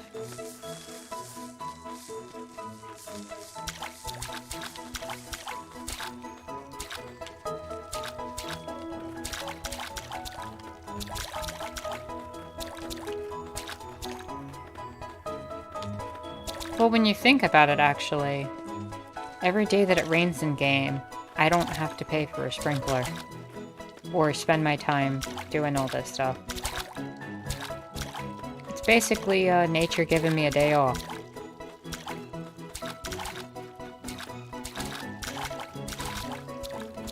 That awkward moment where nature's actually nicer to you than capitalism.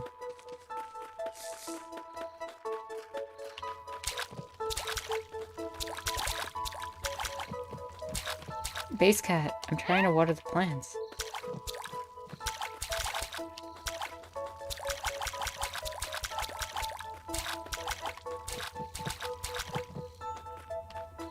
Well, I don't control nature, okay? Nature just decides to offer, you know, her assistance. And she actually, you know, made me have to eat because biology. So she's assisting me every now and then.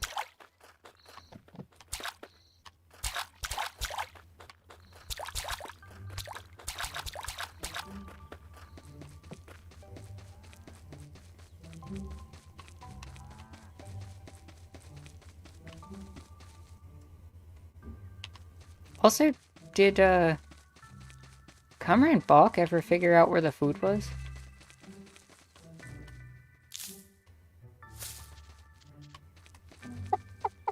Okay, apparently yes. Good for you, Comrade Balk. By the way, in case any of you were wondering, Comrade Balk is a non-binary chicken. That has been confirmed.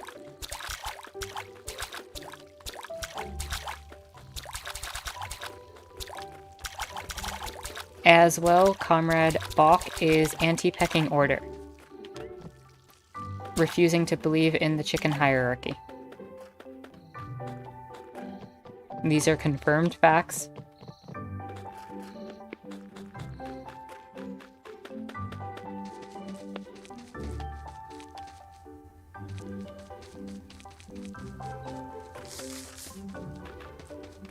Plants are watered. Nice.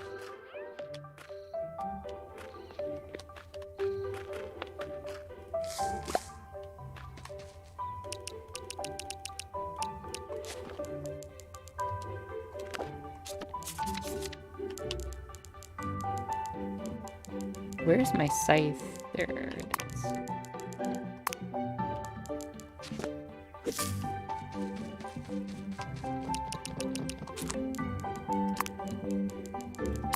Plants are watered.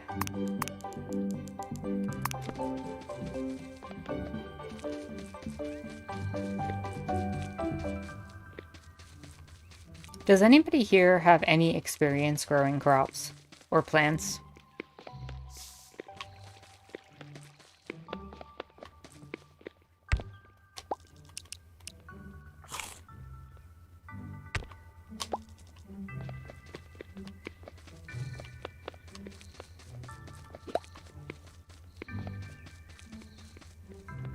Nope, you have a black thumb.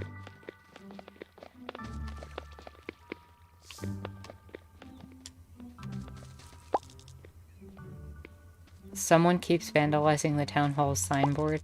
They plaster it with posters of infuriatingly adorable kittens. That's Jalix. Jalix is doing that.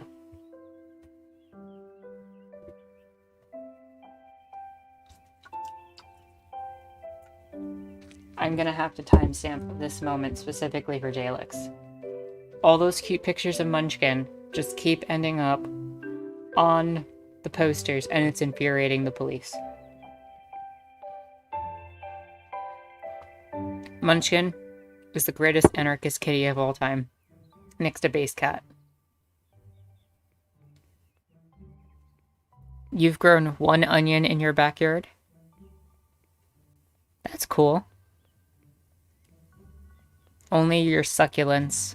And one of them's sick. Oh no. Poor baby succulent. Is there a way to heal said succulent?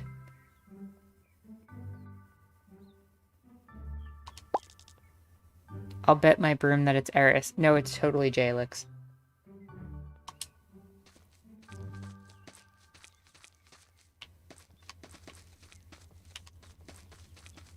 But we're not going to tell Oscar that.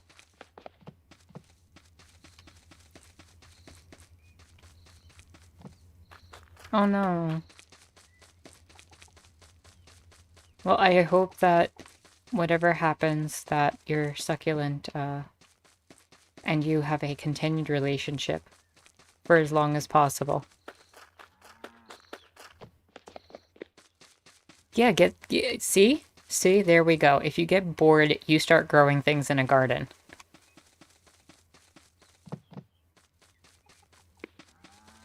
We don't need capitalism to make you grow food.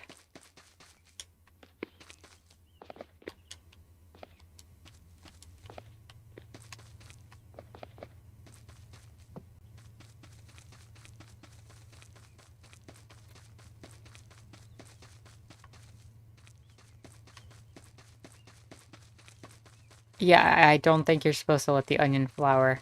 That is true. Base Cat, are you in the pumpkin patch? Yeah. That is how you learn. Mistakes happen.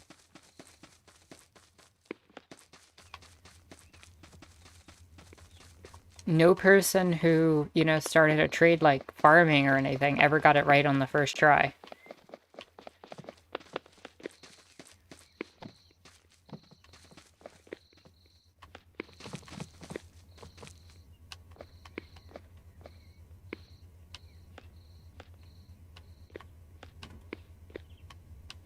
Headphones.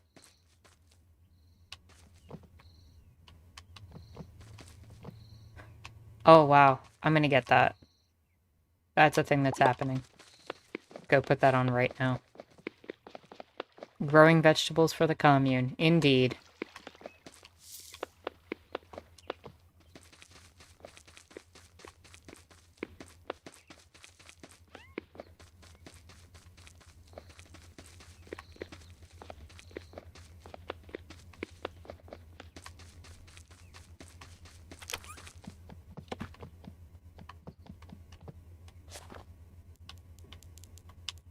And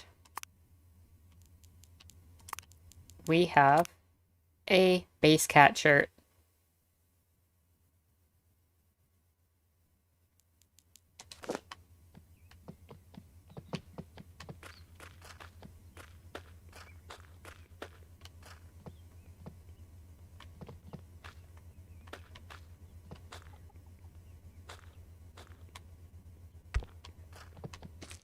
Did I just walk through that door?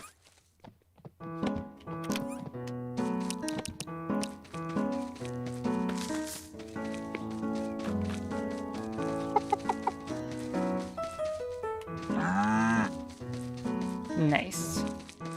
What can I do now?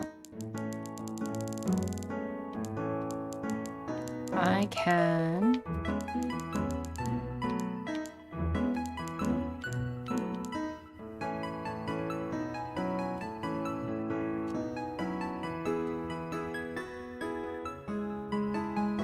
When did I teleport? I found a portal. That's different. Also, I'm gonna be right back. I have to use the bathroom.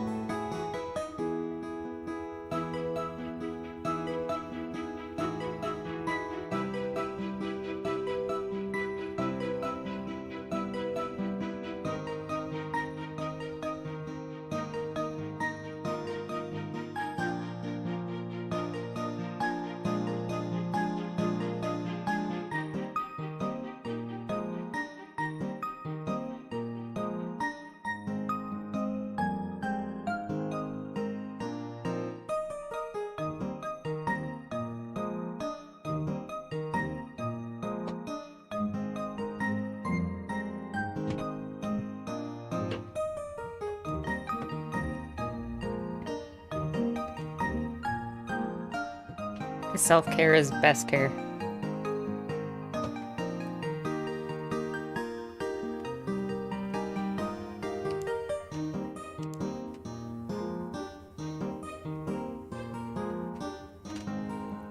Y'all just want to make me into a capitalist cop. That's what you want to do.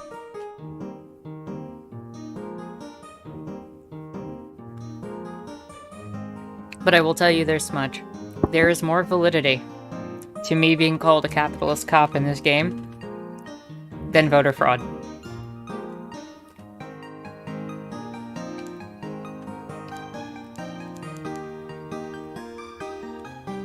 How do I get mortar?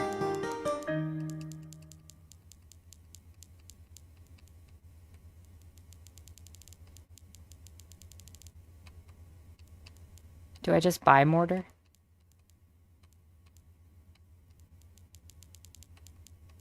Let's see. I can make a bunch of marble bricks from the marble I got. I should go do that.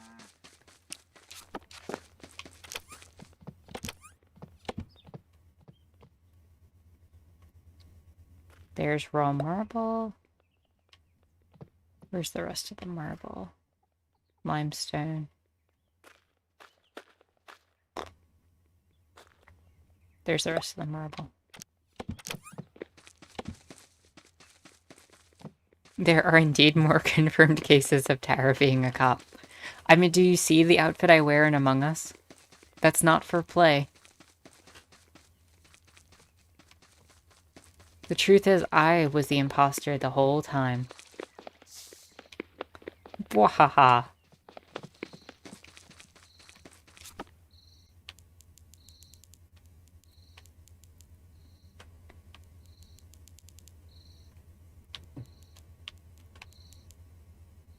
Raw marble and mortar. It's always red. Whether it's the Republicans or the Communists, it's always red.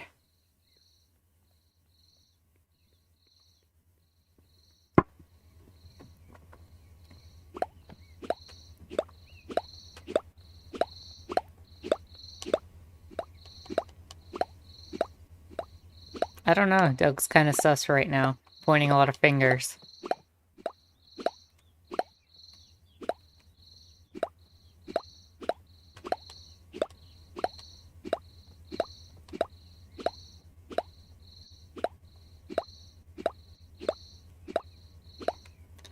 This is how we buy things. We just put our hands in the air, waving around our shovel, and petals come flying out of us.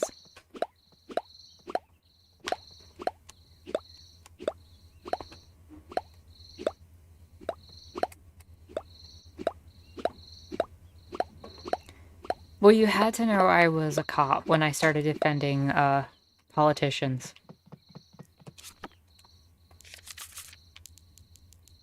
All this moderate talk.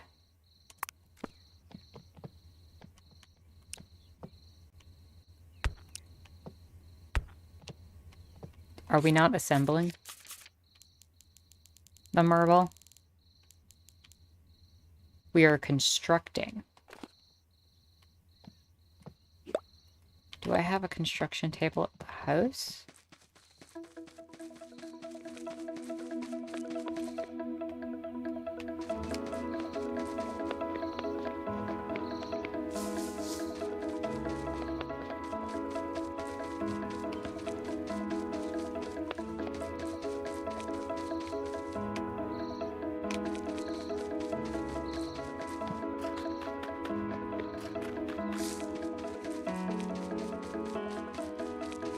I have combine and carve. I don't have a construct table. Where do I get said construct table?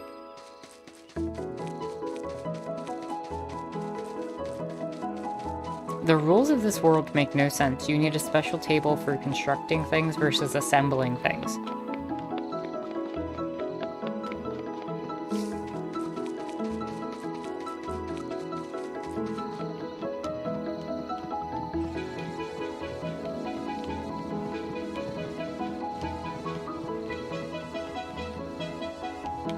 Here we are. Table saw, carving, construction station. Can I steal these? I kind of want to steal these.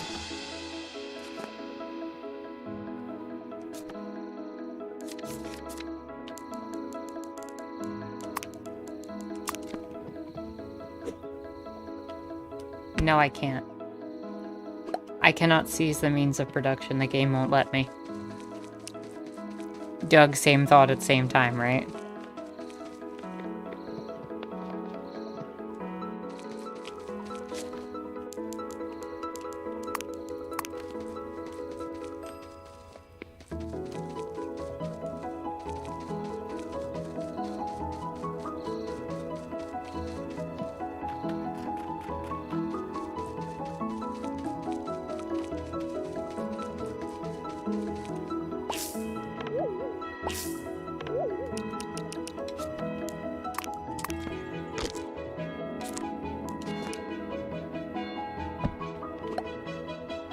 Okay, that's definitely backwards.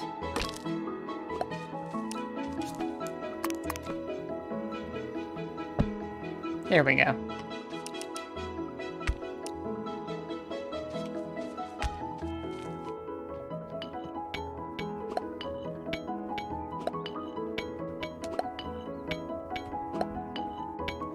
Making lots of brick for whatever we build next.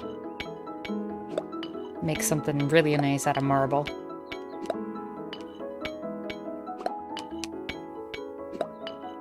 If I knew I was going to get access to this much marble, I probably would have made the museum out of marble.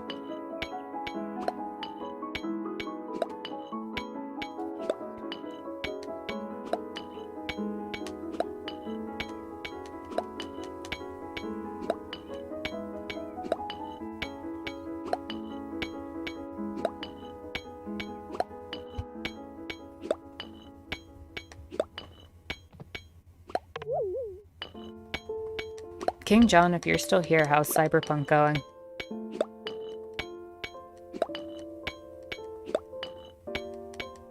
Toiling away at the marble farm.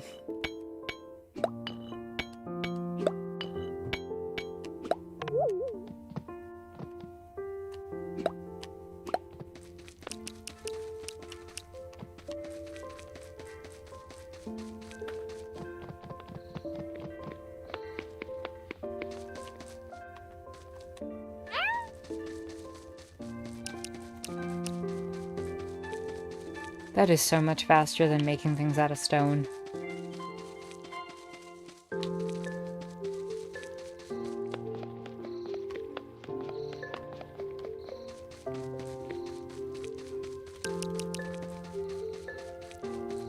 Need a bunch more mortar.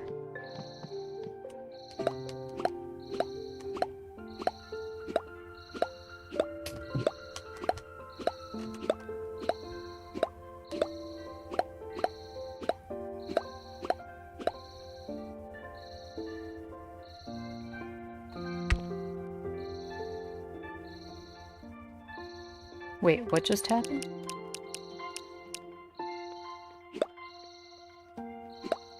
Oh, it sold it all back?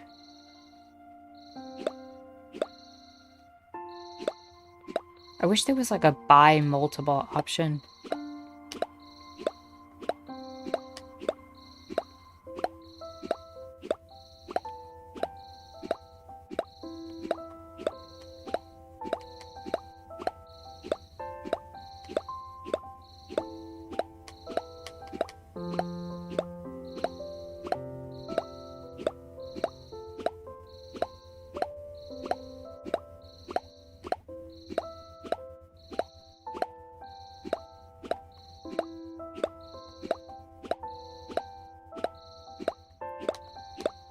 Probably make this last batch of bricks and then probably call it a stream.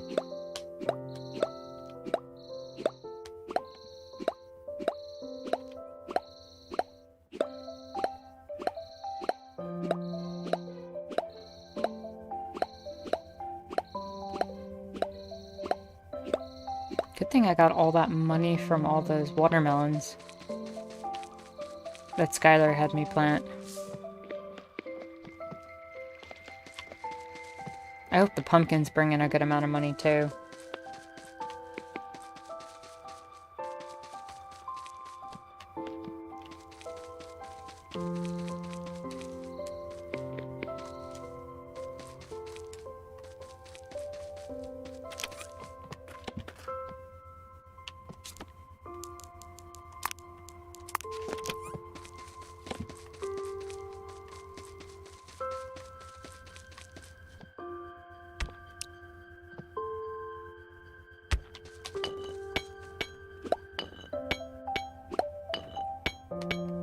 Anybody got anything planned for the rest of the evening or whatever time zone that you're in right now? For after the stream?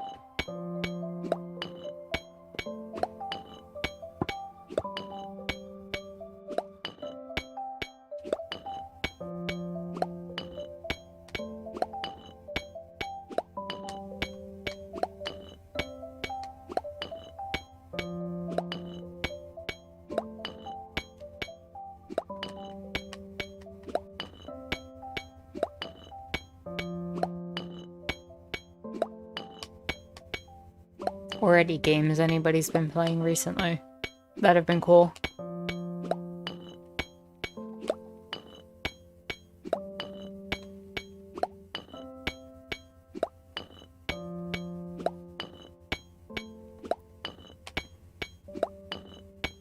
I need to check if there's a way to, like, make something repeatedly or automate it. Probably gonna be up all night making coffee. I'm so tempted, but I know if I make coffee, it's not gonna be a good look. I might wait until the morning, because that sounded really good.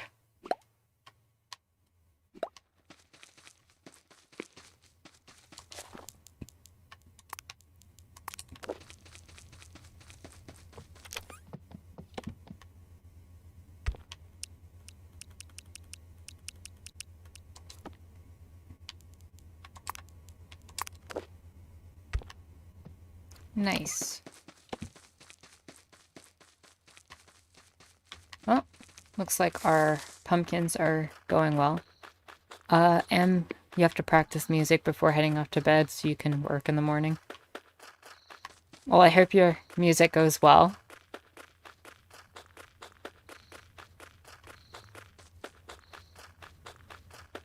If you can't sleep tonight, you'll join Doug. Yeah. That happens from time to time with me also. Looks like our pumpkins are doing good. We made a lot of marble for whatever we're gonna build next.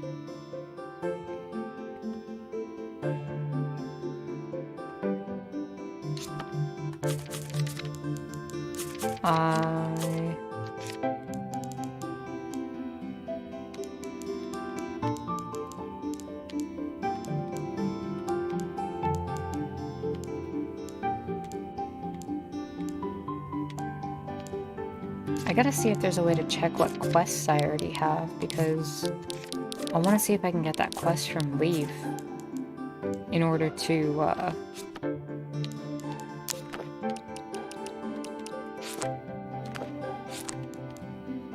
maybe it's in Journal? Oh! There we go.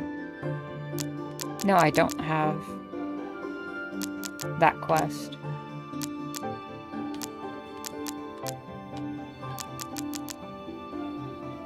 Maybe I'll have to look up how to do that.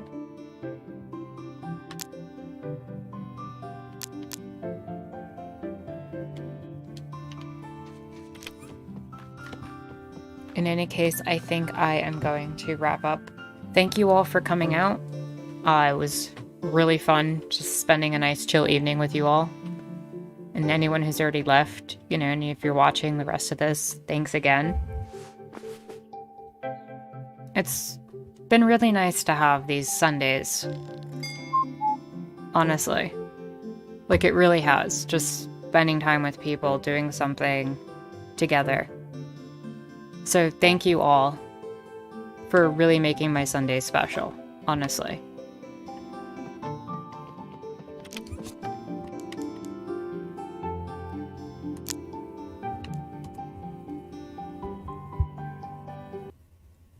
I'm more than happy to do it, and honestly, it's a lot of fun. Take care, and I hope to see you all next Sunday. We might be doing another Among Us thing on Saturday. If you want to join, just pop into the Discord and we can make that happen. I know I still have to upload the other one that we just did on Saturday.